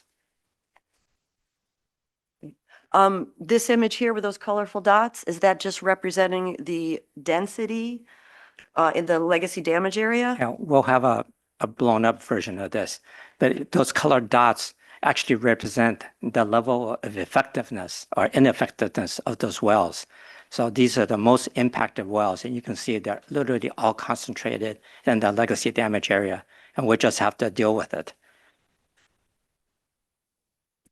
Okay. All right, this image got corrupted, so we're going to just skip that. Yeah. So this is the larger picture. So there's a little color guide on the top right. So if you look at where the yellow dots are, those are wells that are operating at less than 50% capacity. So that means they need to be dewatered or desilted, or in some cases, the purple ones, which are operating at less than 10% efficiency, they need to literally be replaced. So, and this is an ongoing well integrity program, and the LEA is getting the data on a monthly basis, and we actually independently plot all this and evaluate this, and then meet with the Republic and to go over what is needed to be done with each individual well. Yeah. Okay. All right, we've talked about innovative design changes imposed by this order. We've reported some initial data. What other design improvements do you want to draw this hearing board's attention to that are being implemented? Is really how do we get past the long-term legacy damage combined with the excessive rain that we've been receiving and kind of expecting into the future. So back in 2017, as a result of the 2016 abatement order, did you skip a slide? Oh, okay. I just want to say that at that time, it was 53 pneumatic wells that actually reduced the odors. Now they have 286. It's not cutting it. So that's why we're putting in the high capacity wells. This is a good point to kind of emphasize this industry standard versus pushing the standards. 50 wells in 2017 did the job. Almost 300 wells now are not doing the job. And so they're bringing in a well that has quite a significant higher capacity and price point. as required by this order if modified. Council, do you mean pumps? Lawrence, Yes, Lorenz pumps. Thank you. Like me saying. okay, this just kind of goes to show the horizontal collectors that are actually part of the requirement in the abatement order. And it's designed to enhance the collection of landfill gas. And you can see by the construction, they're literally digging into the trash to create these horizontal collectors. So this is one of those activities that really impact the, yes, okay, go ahead. All right. So this is just a construction drawing on the left, prepared by the engineering firm that actually did the installation of what we call a pancake or a waffle well. That was part of the abatement order in March of 2025. And no, go back. So you can see the the vertical well in the center. And that is about a 15-foot by 15-foot pad that had to be excavated in trash. That means trash got exposed, but it's about 3 feet thick. So there's a geosynthetic porous blanket that's at the bottom. There's 3 feet worth of rocks or stones in between, and there's another geosynthetic blanket on top. And what this is designed to do is to increase the amount of surface area that a vacuum can be applied to. So trash actually goes over this. Mr. Pearman, Just in terms of the timing, because we're at page 36 of 67, so would you say that barely half? So would you say we got a little less than half to finish, or you think finish it to the next last 30 pages will be less? Some of these move very quickly, and unfortunately, some of my images were corrupted. And so we're skipping some that you have in your presentation. I'm under 50 minutes right now, so I'm not too far off my estimate. If we keep moving. I'll talk faster. Before lunch, if that's okay. yeah, so I was just going to reference that. So why don't we go ahead and take, what do you say, 10, 15? Okay, so we're going to take a 10-minute recess, but before that, I just want to kind of bring it in. We have depositions. We have tons of written declarations. Not depositions, excuse me. We have written declarations. My mind is somewhere else. We have written declarations from many, and we do want to respect the time of both parties to be able to present their case.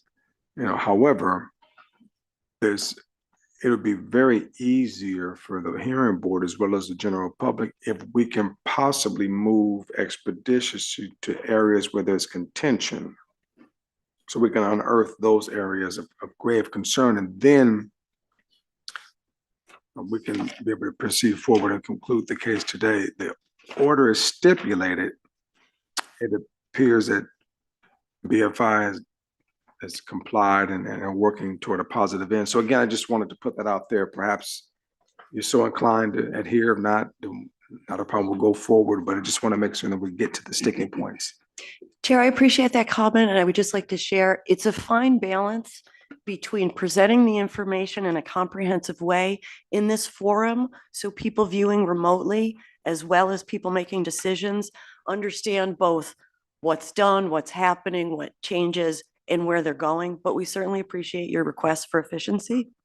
So if we're putting on a case for the general public, since you brought that up, very good point, then I would encourage you to use more layman's vernacular and perhaps a lot more pictorials, so individuals can actually understand exactly what you're referencing.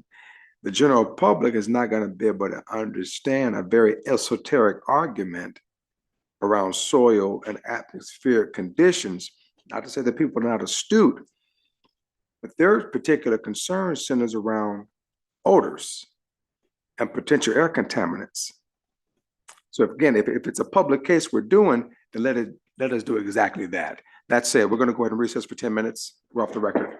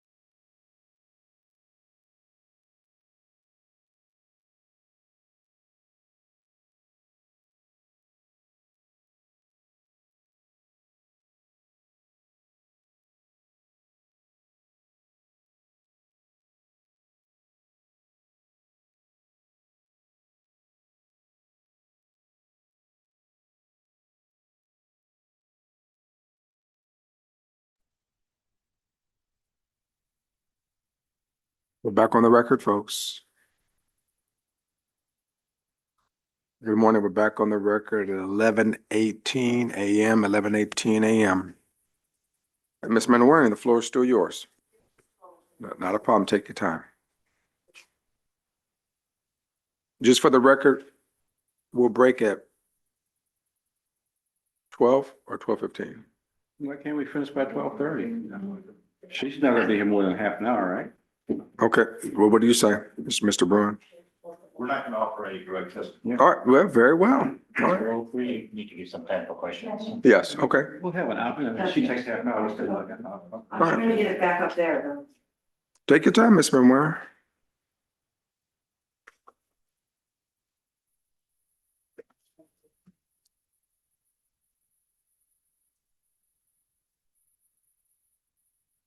So good to see you, Ms. Diaz.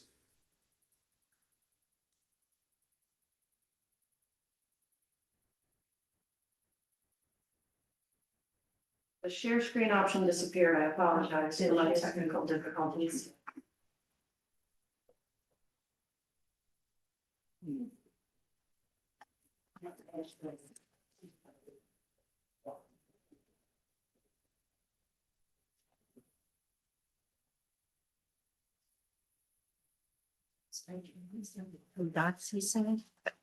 This is, there was a share screen right here that just disappeared. Maybe from Zoom. Maybe it's from the Zoom. There's, I'll see. You're at. Share here. You're amazing. Thank you. Just share. It's gonna be this one we're gonna start with. One second. Yep.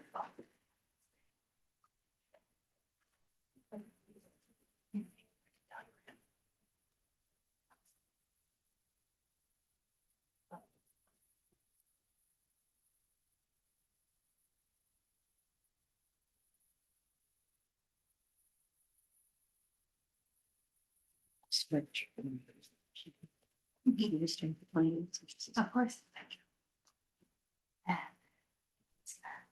Switch it over. We're ready, Chair. Thank you.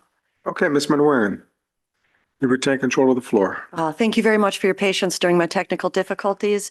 We're just going to pause here on the slide for one more detail. We previously claimed that data is showing a 5x improvement with a waffle design. Mr. Sen, could you point out where we got that data from?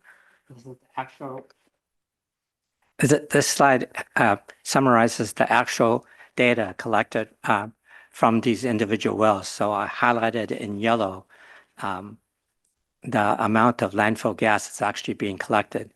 And this is even not even operating at its full potential, because for these waffle or pancake designed to work fully, you have to have a lot of trash on top of that waffle.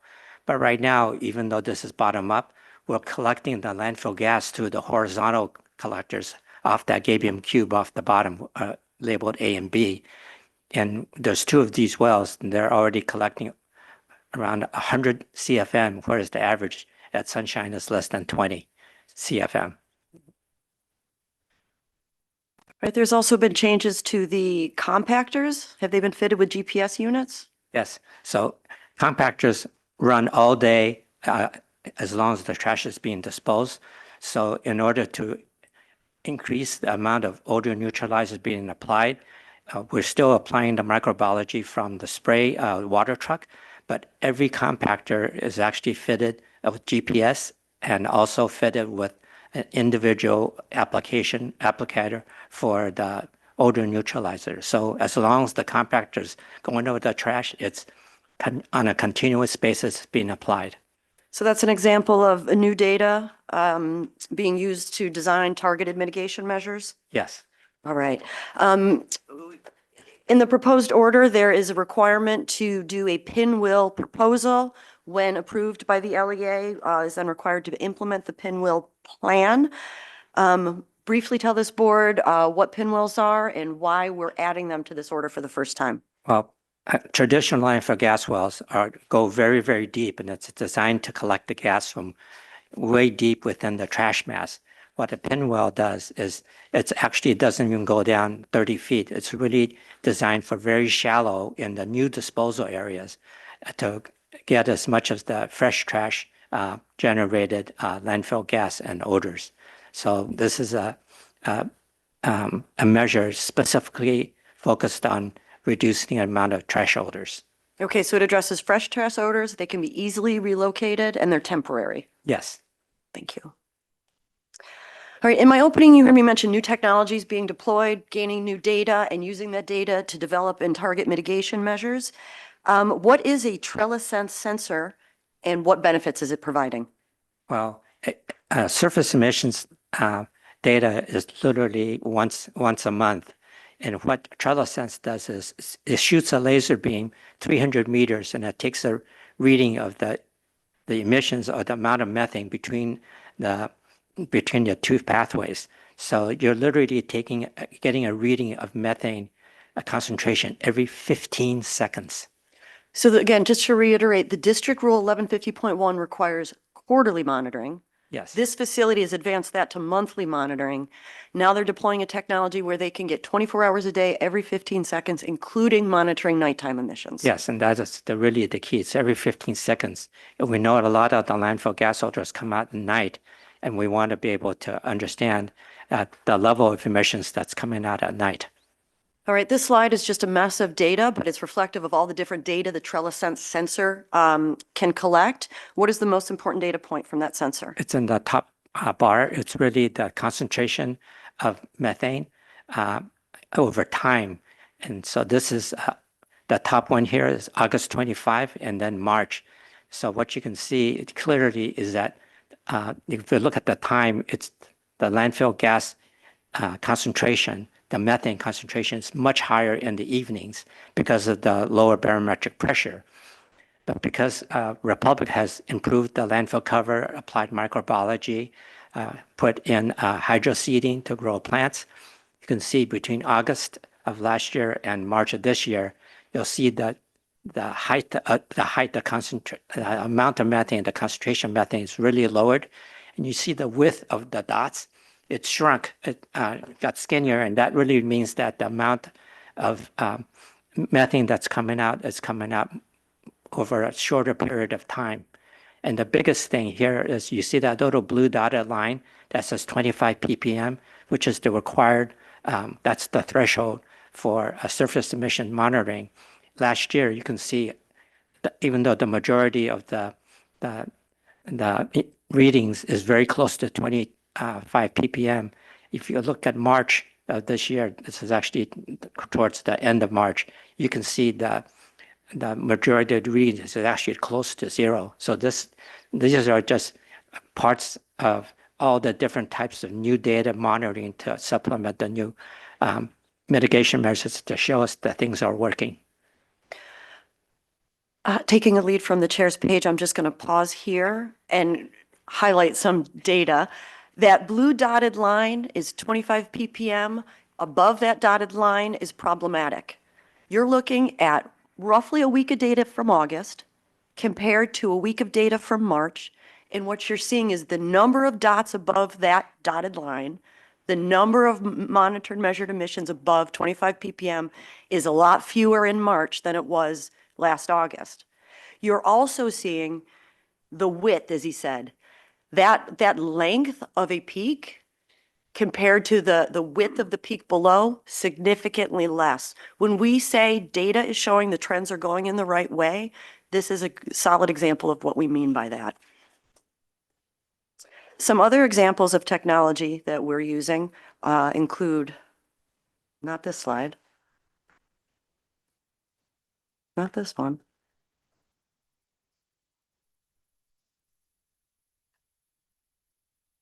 The facility has started using drone technology. Could you briefly describe what protocol they're using and what the benefit of this new technology is? So drones are being flown by Republic once a month. And what you see, the yellow dots are the most important because that is identified as a potential source of emissions from the surface of the landfill. So when this is done, what Republic does is they send, and those are actually marked by GPS. And so they send a team out to find out what the cause of the emissions are. The color, the blue and red is really the concentration of the accumulated methane on the landfill. But the key is identifying those sources of where that methane is coming from. And when you mean source, it could be a crack in the cover, it could be erosion, it could be some other pathway for odor to escape. Yes. Let's talk about the smoke test. Our current abatement order required the facility to conduct a smoke test. It required a single smoke test. How many smoke tests were performed? Actually, 2 smoke tests were done. Okay, why did they do the second test? The first one, they were not able to get the proper, what we call the smoke flares, and they really only had 10 per test. And the second test, they were actually using up to 50 flares for each test. All right, so they undertook a second smoke test because the results of the first weren't sufficient. Did it provide any useful information by the second time? Absolutely, yes. And actually, Republic was actually able to identify some pathways that were kind of unknown to them. And so they've actually moved odor neutralizer units to intercept the pathway. All right. The current order requires implementation of odor neutralizer and microbiology at transfer stations owned and controlled by Republic. We previously reported they're in compliance with that. Is there any progress with having similar mitigation measures implemented at transfer stations owned by the City of Los Angeles? Yes, actually there's a meeting where Republic met with the online meeting where they met with the city sanitation, and Republic was actually provided all the chemistry information of the odor neutralizers and the microbiology, and they even provided a preliminary design to the city's engineering team. So that is an ongoing effort right now. All right. Is this facility currently implementing all best management practices available in this industry? Yes, even since 2016, everything that has been done, but in the current one as of March and even now, we've implemented everything that's been identified within the last 5 years in terms of what industry has come up with, and also in conjunction with the EPA and other international agencies have done. And the one, okay. Do you want to come back? Yeah. So one really key thing that's identified, which is really beyond the control of Republic and the LEA, is really one of the recommendations which has been successful in other countries, is to really need to change the solid waste infrastructure to reduce the amount of organics in the trash. What's being disposed right now is somewhere between 50 to 70% of what's going in the landfill actually shouldn't even be going there. It's the recycling programs and the diversion programs are not working as designed, and we don't have a lot of the processing infrastructure that's needed to This is a process very the important materials. point you're making, Mr. Sang, but it's outside the scope of this order. Yes. So thank you for the public service message. I'm going to move on. Okay. This slide just simply summarizes some of the key aspects of the proposed modification to the current abatement order. And I would just like you to take a moment to summarize using this slide. What is the combination of complementary measures that we are targeting increased landfill gas collection for the purpose of reducing odors? Okay. So the landfill has so many different aspects and different parts, and each part of a landfill requires a different type of mitigation measure to deal with the potential odors that may be coming from there. So the legacy damage area is the mitigation measures that are different than an area that doesn't have the mitigation, the legacy damage. A sloped area has different mitigation measures than a flat area. And what I've tried to illustrate here is that every practice that we've done in every location, we try to match it up so it doesn't hinder the mitigation measures in other locations. And you have to realized that the landfill not only has different surface area, but has different depths.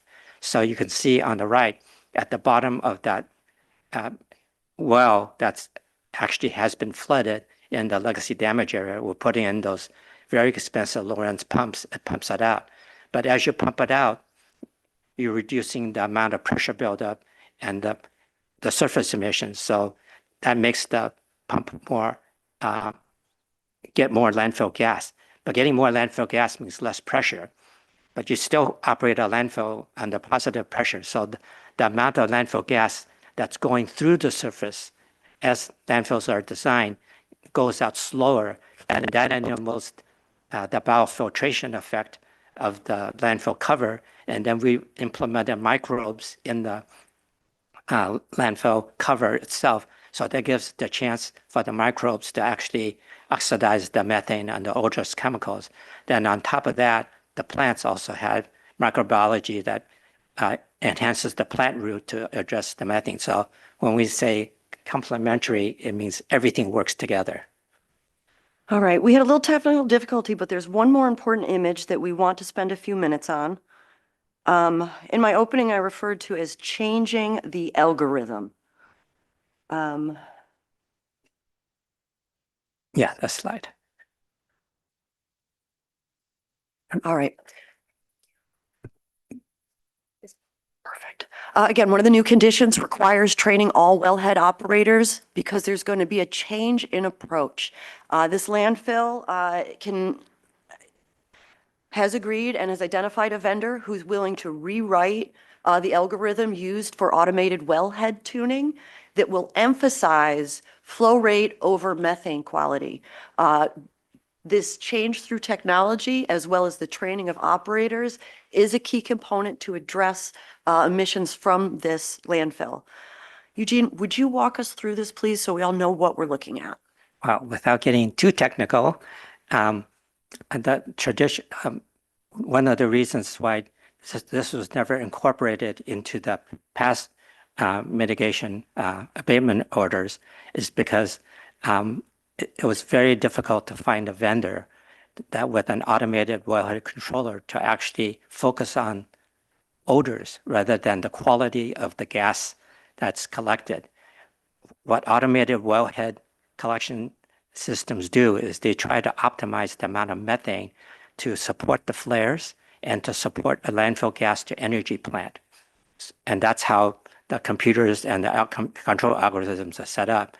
So Republic was able to find a vendor that was actually willing to reprogram and change the control algorithm to not focus on methane concentration, but to focus on control of odor, which means maximizing flow. So if you look at the little graphic, you'll see that where the yellow line, which is increasing the vacuum to get more flow, and then as you increase the flow, the green line means your gas quality decreases. And every vendor in this industry, every technology vendor goes for that green dot in the center with the orange circle on the outside. That's where you get the maximum flow with the most amount of energy, but it is not the most flow you can get to get the odorous gas. So what this vendor did, was willing to do, and they've already provided this little graphic on the right, is they're changing the controller to lower the gas quality, because the gas quality at Sunshine is so high. We have readings at 58%. You can literally still extract energy and run a flare as low as going under 46%. So we're moving that green dot in the center to increase the flow. So that's where that heavy red dotted line, yes, to increase the flow. And that's to capture as much of the landfill gas as possible. And this is an automated system, and it's able to make changes every hour, which means that we have real-time data and we can control the vacuum at night, which is where the landfill gas odors are coming out. So this was just done within the last month here. So between the APIS automated wellhead tuning, the new algorithm that will prioritize odor control over methane content, combined with the new data that we can obtain from the trellis sensors, when fully deployed at this landfill, How do you feel about the prospect for increasing landfill gas and reducing odorous emissions? Oh, I'm actually, I'm very hopeful, and I think this will actually work. We have preliminary results, even just from the pancake waffles, that tremendous amounts of gas is being recovered. In addition to that 5x improvement with the pancake waffle, And this a focus on increasing the flow. This is with the automated wellheads, but the manual tuning, the industry standard is to tune towards that center green dot with the orange. So what Republicans are doing is, this is why we had the training program, been training the contractors and all the operators and staff to now focus on maximizing flow and not worry so much about the gas quality. So that is an epic game changer in the industry. That is not what is done for the last 50, 60 years. We're literally changing that. And that's one of the reasons I'm so hopeful this modification will work. all right, thank you, Mr. Sang. Through this testimony, we hope that this hearing board has heard what is new, why it's new and wasn't included before, and the prospect for it to result in great improvements to the quality of life experienced by these residents who have had to be impacted by the nuisance odors. With that, Mr. Sang's testimony is concluded, and he's available for questions. Thank you, Mr. Bruno Cross. No questions. Thank you. Members of the hearing board. Morning, Mr. Sang. Let me go back to the last order, which had all the biological treatment. And can you walk through each of those and which one worked, which one didn't work, and how effective they were? It appears that you're going to continue all of them, Yes. but which, there was some difficulty in getting the EcoFlush, for instance, it says in the report. Yeah, one of the most effective ones actually had to be shipped from South Africa. So, what the issue with the tariffs and stuff, it got delayed, but that is being implemented. And then I think we're testing 4 to 5 different formulations, and actually some of them are being customized for this specific landfill. And they all seem to be working. And remember, everything is designed to complement supplement each other, and it's incremental. So we've applied the microbiology consistently to the hydroseeding. So when we start seeing the growth over the next month, hopefully see more improvements.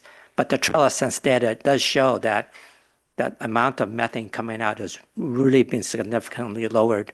And you saw that with those graphs. And you think it's mainly due to the biological treatment? No, it's a combination of having a better cover and the cover having more organic materials. So one of the things Republicans have done is not just put soil and then just spray the hydroseed. We actually treated the soil, and the soil has also been pre-prepped and mixed with compost to give it organic content and literally housing for the microbiology. Then within the spray itself, we have the microbiology. And once it germinates, we're going to be applying another type of microbe, which is called phytoremediation, which is designed to strengthen the plant root itself. So we have microbiology for the gas, and we have microbiology for the plants to also oxidize the thing. So it's everything working together. Also, the plants haven't taken root yet. I mean, They're starting to spread. Yeah. Okay. So, Yeah. okay. Now, the trellis system Yes. that identifies, but does it give specific location where the hot spots are, or just scans and sees where? No, the it's actually, areas? it doesn't scan. We have 4 different pathways, and we can install more, and we can move these around, but it literally shoots a beam about 300 meters off a reflector and it comes back. And I can get the reading every 15 seconds. So we're talking about literally millions of points of data that we actually have to build software to compile those graphs. So does it also indicate where those, let's No, say it there's a just high takes point? it takes just the average. Okay. But that's supplemented. We had to correct the slide, but it's supplemented with the drone. surface emissions and with the drone, and then LA staff or our contractors will actually walk that path to identify any specific point. Okay. One of the condition was to use the clay material for the surface cover. I think let me see, get that right. But I believe there was a problem with the clay, and you're looking at, let me look at condition number 22, I believe. Let me. Yeah, 22, geosynthetic clay liner permitting. Now, it looks like, it says, initiate permitting with LA, Regional Water Quality Board for the liner, for the clay liner. Now, I saw one of the report that has been an issue. And you're looking at trying to get an alternate type of permitting going with them. No, that condition is focused on requiring Republic to partially close the landfill. So that synthetic clay liner actually goes with for the closure of part of the landfill, was accelerating parts of the landfill that's not going to have disposal anymore. So that's one of the mechanisms to reduce surface emissions. It says in the March 15 report, the final closure area identified northwest corner of SCL, but clay not available for prescriptive final cover. So you're looking at alternate, look like GLA engineering alternate cover options. Yes. So condition 22 says clay, but it doesn't appear that's. Yes. So does that have to be modified is my question, condition 22, to indicate that they need to look at, get approval for an alternative type of cover? I think in the original closure plan, they plan to use a prescriptive cover. And then because I think generally clay is hard to get around here in Southern California, there is actually what we call a geosynthetic clay liner, which is it performs equivalent to having a thickness of clay, and it's literally a blanket that you lay down.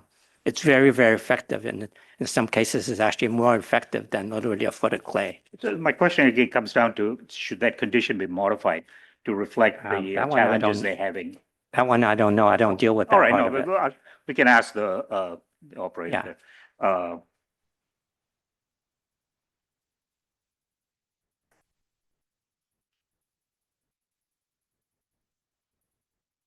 So when you talked a lot about legacy issues, which is the 9-inch mandate, I thought, and I must have been wrong, to address that legacy issue in 2016, 2017, wells, more pumps were put in. So wasn't a physical removal of some of the areas where there was the 9-inch topsoil and remove that and take that out? No, because the legacy damage had been going on for 5 years. So some of those are under 200 feet of. So you can look at this and multiply it. Right. We'll go 20 stories up, right? My mistake. So it was more by putting in pumps and wells to remove the. Yes. Now, we saw the rain, the atmospheric river in 23, 24. We also had the Chacho early this year. So what is the landfill doing to address that, especially erosion?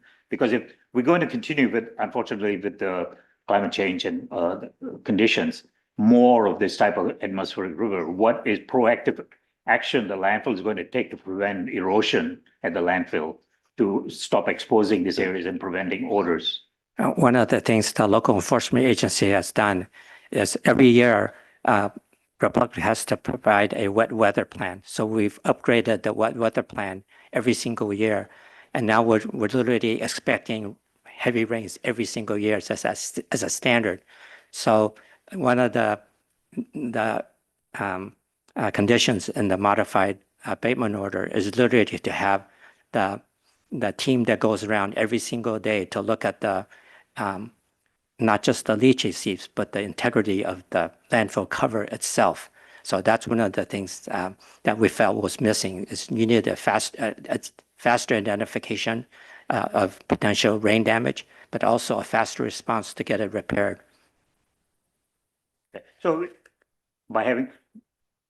are we just talking about having somebody out there checking those areas, but not putting some kind of protective cover or something to prevent erosion? Because normally you see some, you can put tarps or whatever to prevent the rain from washing. Well, actually, part of the wet weather plan is actually the landfill tracks rain events 10 days ahead of time. So one of the requirements that's in the wet weather plan is the pre-planning or what are they going to do to prevent erosion. So that's addressed through the wet weather plan. And that's approved by the LA. Yes, and yeah. Now, That is an existing condition in the Yes. order, number right. 8. Now, I'm glad you brought up the inspection of the leachate. Now, condition 24 addresses that. But it says that, implement mitigation within 3 operating days. That Mhm. seems to be an inordinate long time. If you have, and I didn't say, it's a small size leachate or medium or large, and 3 days is, it might evaporate and cause all kinds of odors. Shouldn't there be a more quicker responsive time once they identify, hey, look, or maybe based on the size of the leachate? The 3 days really refer to major work that has to be done with heavy equipment. Leachate seeps are dealt with as soon as they're identified or within that same day. That leachate seeps patrols are actually done every day in the morning. So leachate seeps are very different than issues that require construction, and that's what the 3 days. It's really for the larger issues. Okay, so it is not for the, No, it's not for the small leachate seeps. okay. And is there a different definition for large, small, or leachate? Is it 5 gallons, 10, or more, or is it considered? No, we don't have any standards. It's, yeah, we would, When the operator goes, let's say, he sees a leachate, he report, what's the sequence of events that occur when he sees, let's say, a 10-gallon leachate someplace? well, the leachate patrol that goes out every day actually has a backpack sprayer. So they apply chemical odor neutralizer or microbiology-based neutralizers to control the odors. If it's continuing, they're going to have, and it's accumulating, they're going to have to get a pump truck out. So it's not just the leachate patrol from the Republic.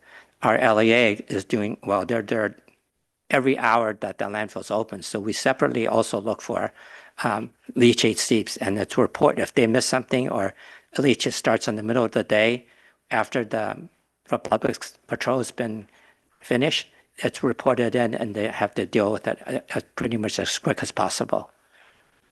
And I know this is not your issue, but there's a lot of references incorrectly to 2B2.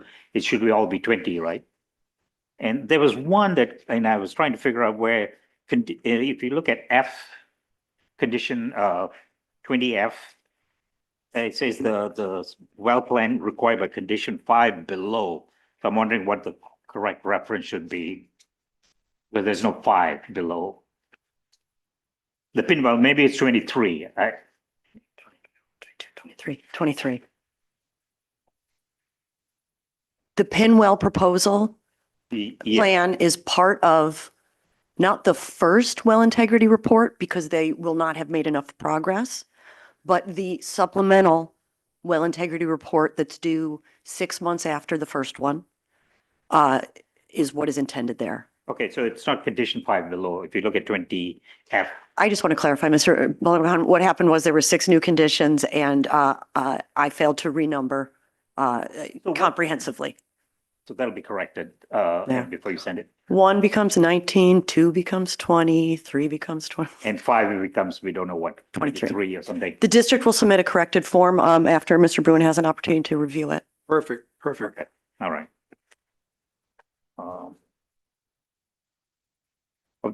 Then the fresh odors, let address that. That happens at the working phase when they bring in new trash, right? So what are the steps been, and it looks like, I think, number of complaints are based in the time of the day. You see the peak, it's 6 a.m., which is when they're getting the fresh batch of the fresh trash. So what has been done, and it's still, the number is very high, the complaints, to addressing the fresh trash odors. So what is specifically been done to address the fresh trash odors? Well, besides the odor neutralizer and the microbiology being applied at the transfer station, it's being sprayed on the working phase. But one of the biggest things that's been implemented now is really putting the odor neutralizer on the compactors itself. In the past, it's periodic spraying, and we can't cover such a large area with the water spray. So now that there are 9 compactors, 4 or 5 of which is continually operating on the working phase, that as long as they're moving, it's being applied. So that's very, very significant. Actually, it's, I think you have already started that. Well, we can wait, I know, so I just wanted, because we still see, I mean, I know this month it was down to 80, but the last Yes. several months, Yes. and I'm assuming a lot of that would fresh orders, we didn't have a category when it was what time of the day and so Yes. forth. Okay, so, all right. Well, also the pinwells will address the fresh trash orders because that's deals with all the shallow disposed trash. That's another mitigation measure. Pinwell is the big new And measure. for the fresh trash order, we really don't have the gas formation at that time, right? It's more while they're laying it on top of existing trash, but you gas it takes a while to form the gas, correct? The decomposition. And not now. It's because we have so much organics in the trash. We're seeing gas formation very early on. The gas that's formed by fresh trash in the early stages, we call it phase 1, it's because there's still oxygen in the trash. And so the decomposition doesn't produce a lot of methane. It produces a lot of CO2. And then in combination with stuff that may be underneath and coming up, we need something to capture the gas that's in the shallow part of the landfill, that's in the freshly disposed part, to prevent it from going out. And that's why we have the pinwells. In addition to that, I think one of the requirements that from the last order was for Republica to develop a heavier foam that provides a crust that can be put onto the working phase. So those are kind of the primary ones for the fresh trash odors. Okay. Something just came to my mind and it just, whenever, just, okay, maybe I will wait to ask the Republic side the question.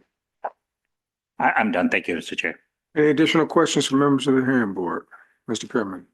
In Mr. Hunter's presentation, he mentioned supposedly quoting an AQMD expert that a delay of at least 2 to 3 hours after sunrise would help to mitigate the transport of the odor-laden plume from the landfill to the community.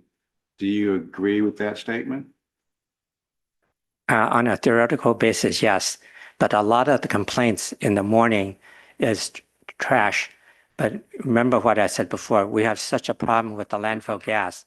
And we get trash odor complaints even when the landfill is not open.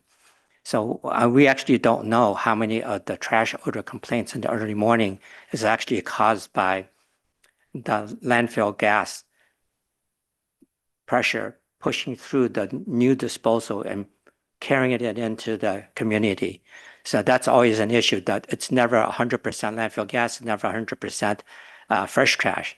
It is very possible that even when something is classified as fresh trash, it's really not the fresh trash, it's really the landfill gas pushing through and blowing through and carrying the odorous compounds that are freshly generated in the fresh trash. And there's no way to determine that. It's very hard to determine that. Yeah. Now, in 2026, of the complaints that were received in 2026, do you acknowledge that any of them come from the schools in the vicinity? Yeah, I think some of them are from the schools. That's kind of a given. We do, as an LEA, we do get the monthly complaints, the time of day, the complaint, and the block that it came from. And then if it's a school, then we know it says Van Gogh. And the kind of odor that's reported. So one of the things we have to be very careful of is in the past, we've actually done very, very detailed analysis on the reported kind of odor. Is it really fresh trash or is it really landfill gas or combination? And we've done studies that show that a lot of the complaints actually do not match what the AQMD inspector says.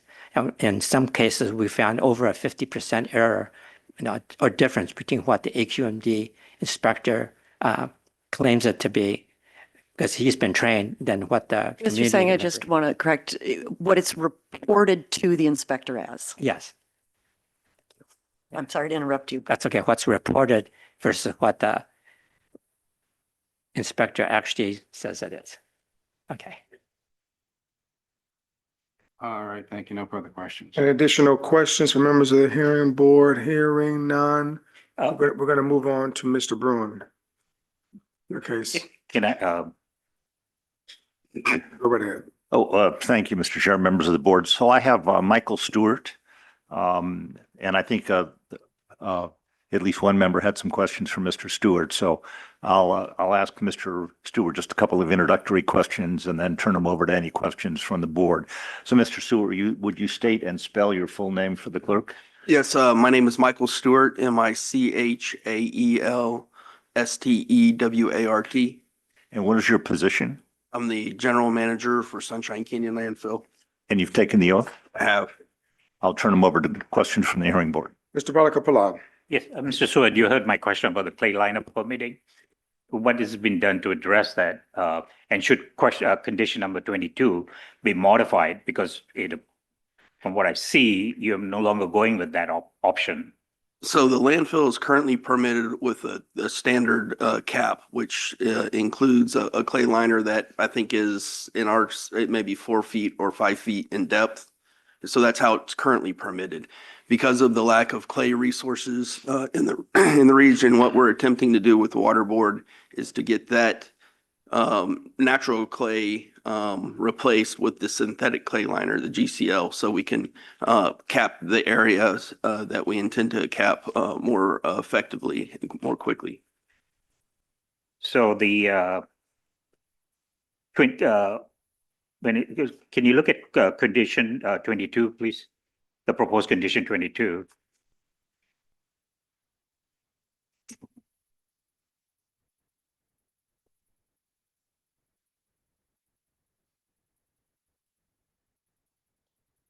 So if I'm so within 6 months, initiated with the regional water quality, but the geosynthetic. So that's not the natural, then it's synthetic clay. That's what we're trying to That's get what you're trying to permitted. do. Okay, Yes. all right. So that addresses that. Okay. And I think Mr. Hunter brought up that the fact we don't have specific timelines, but I do see here, this one is 6 months. I think I see in most of the relevant ones, 90 days or so when they have to put certain actions that we've taken. Now, there was one more question I had for Mr. I'm trying to think what I should have written it down. I'm sorry, I can. I was going to, I asked Mr. Singh and then I was going to ask you on that. Besides, I think it may have been about the implementation of the odor neutralizer on the compactors. yes, thank you. That's right. Thank you. Yes, so we have, as of this month, have 4 of them actively installed. We have another 5 on the way. They should be here and installed by mid-May, so that all the compactors will have them. So which one are they using? The EcoFlush combination? What type of odor neutralizer? It's the Quick V air vapor, so that's on the perimeter of our landfill. So we have a vapor system that surrounds not surrounds, but it's on the southern portion of the landfill. So this is the Quick V. It's not a microbe. This one is actually an odor neutralizer. The microbes in this system may actually clog up the system, so we'll just be putting the neutralizer through there.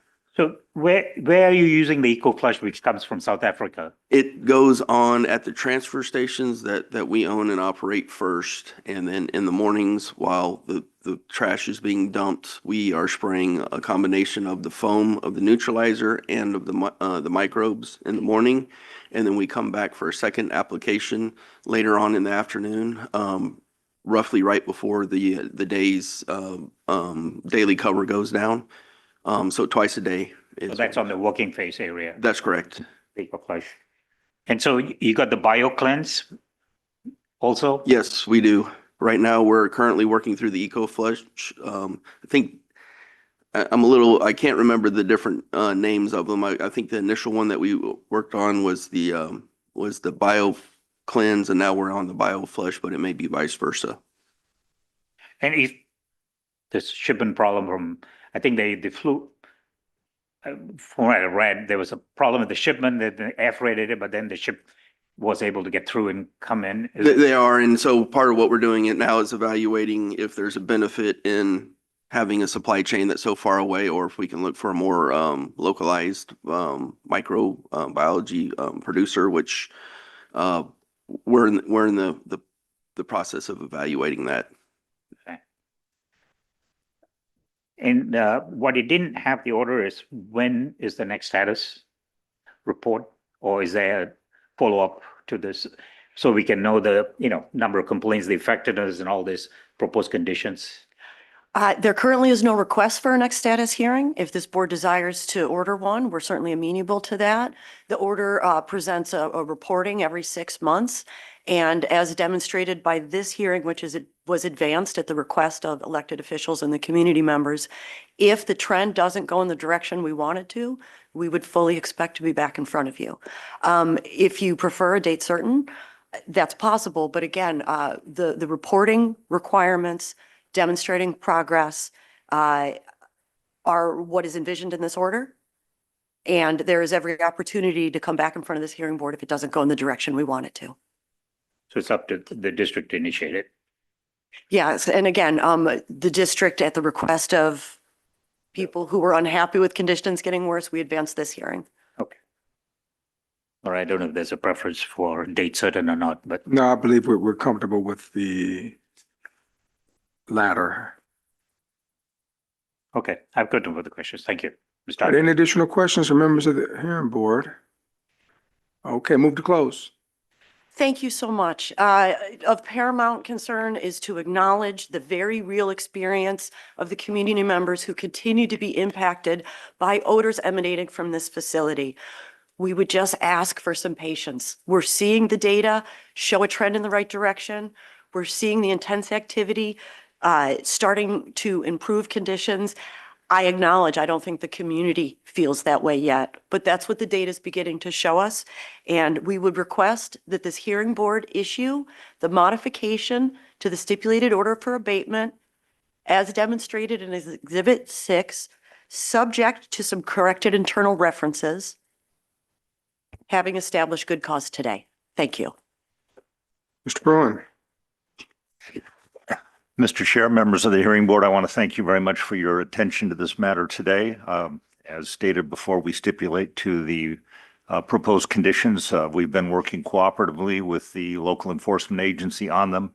We think, as Ms. Manwaring stated and Mr. Singh stated, they represent efforts which go well above and beyond industry standards. We're adopting new cutting-edge technology, dealing with some legacy damage, and we're very optimistic that these conditions are going to pay dividends over the next few months. So thank you very much for your attention. Thank you. Members of the hearing board on deliberation. Mr. Balakapalan.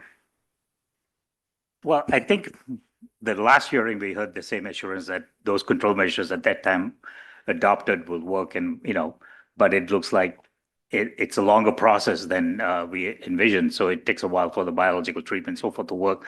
And but I think I see some good technology improvement being proposed. The Turley Sense, I believe, that gives a reading on the landfill. The number of other devices we saw, the automated control for the well. I think that's also in the right direction. The data is showing a drop. Hopefully, what stayed in March 80 that's the trend. So one can hope that will remain. But I do believe this, even though a lot of some of these conditions, when I first read it, this is it's ongoing thing. You have to replace wells. You got to improve better training, make sure there's better vacuum and so forth. That's an ongoing requirement at any landfill, to replace old pumps and new pumps, put in new pumps. So there's nothing really new per se in this, except I think there was some additional, conditions or requirements that which I think I'm sort of satisfied after hearing Mr. Singh's presentation. So it's one thing good to see just a paper, but I think having him explain some of these things makes it even better. And I know there's the main thing is going to be the well integrity program, and I know that has to go within by July 31st to the LEA, and they will look at it and see about whether they approve it or whether it needs to be improved or not. So hopefully, I have no problems in finding good cause to granting the modification to the stipulated order abatement. Any additional questions from members of the hearing board? Comments, deliberation? Sure, this is Jerry Abraham. Go right ahead, sir. Yes, just wanted to again thank the witnesses today. I really appreciate hearing from everyone, including members of the public. And we hear the concerns that were raised, that even though maybe the same number of order nuisances haven't been called in, that this still continues to be, significant concern and impact to the community. And so we shouldn't just see a decrease as signs that the community's not affected or concerned, but it does look like these strategies are working. It's great to see how the expertise, the innovation, the research is all coming to to actually show real world impacts that are improving the situation, and the data seems to be pointing in the right direction. Let's continue. Let's hope to see that trend continue. Really appreciate all the detail, all the data, everyone's hard work in this, and look forward to the next status report and if there is a future status hearing. Thank you. Ms. Verdugo Peralta. Thank you, Mr. Chair. I just wanted to reiterate, basically, Oops. Ms. We Verdugo lost you. Peralta, we cannot hear you. We do apologize. okay, what Go I right just ahead. what I wanted to say is that I'm glad to hear that they have not given up, that whatever wasn't working, that they tried to find another avenue to mitigate this, and I commend them for all of their efforts. I know that this has been an uphill battle for not only them, but obviously for the public, that they've had to endure all of this, and I'm glad to see that Sunshine is really trying to honestly mitigate the problem. Thank you. The distinguished jurist, Mr. Pearman. I just noticed in the record that in the past, there's been glimmers of hope in sharp reduction in complaint or increase in methane extraction, all to sort of no avail in terms of the public. So we'll watch and see if this works, but we kind of heard some of these stories before. So let's hope this is the final chapter. Thank you. In the matter of Browning Ferris Industries of California, Inc., a California corporation, DBA Sunshine Canyon Landfill Facility, item number 49111, case number, the case number is 3448-18, located at 14747 San Fernando Road, Seymour, California, 91342. I move that we find good cause and grant as proposed the modification to stipulated abatement order as set forth in the proposed findings and decisions, exhibit number 6, with the following changes that would be inclusive of the corrective measures as articulated by Ms. Manwaring, representing the executive office. Is there a second? Second. Been moved by Ali and second by Dr. Abraham. Any further question or discussion on that motion? Hearing none, Dr. Abraham, Ms. Manwaring, hold on 1 second, Doc. I'm so sorry to interrupt. I just want to make, before we go off the record, the district would like to make a comment. I'm so sorry to interrupt the vote. No, go right ahead. We'll take out of order since you've been so diligent, you've moved so efficiently. Go right ahead. Keep The it floor to is an hour yours. and 6. Interrupting the vote is so inappropriate, and I No, it's- apologize. But We're all family and friend here today. It's a great day. Thank you. The clerk raised a very important issue. The status hearing set for May 27th should be vacated. And Okay. if the board wants it vacated, a statement should be made. We have no problems with vacating that, and we will incorporate that. Madam Clerk, co-clerks, you heard it. It's on the record. Any objections from the respondent? No objection. Members of the hearing board also have no objections. If they had objections, they would have stated those objections on the record. Back to the vote. Dr. Abraham. Aye. Ms. Verdugo Peralta. Aye. Balaka Palan. Aye. Mr. Pearman. Aye. Ali votes in the affirmative. The matter is hereby approved unanimously. We thank you for your time. We're off the record and adjourned. Mr. Balaka Palan. Just, could we get, I know you were going to give the PowerPoint, just, Is that still possible to get that to the clerk? The PowerPoint? Yeah, because it has the video, the graphics, Yes. We will endeavor to do that. We had some technical difficulties okay. that some files were corrupted, Ah, which enabled me to truncate the presentation and keep it to about 1:06. Well, I will say this before we adjourn. I know Mr. Israel is rather peeved he didn't get an opportunity to testify today. He's beside himself. Look at him. He can't compose himself. All right, Can I say folks. thank you to Dr. Abrams for participating today, despite not Yes. feeling his best. Thank you, sir. Yes, yes, yes. All right, folks, we're off the record and adjourned at 12:13 p.m. Have a good weekend, everybody. Indeed. Thank you all.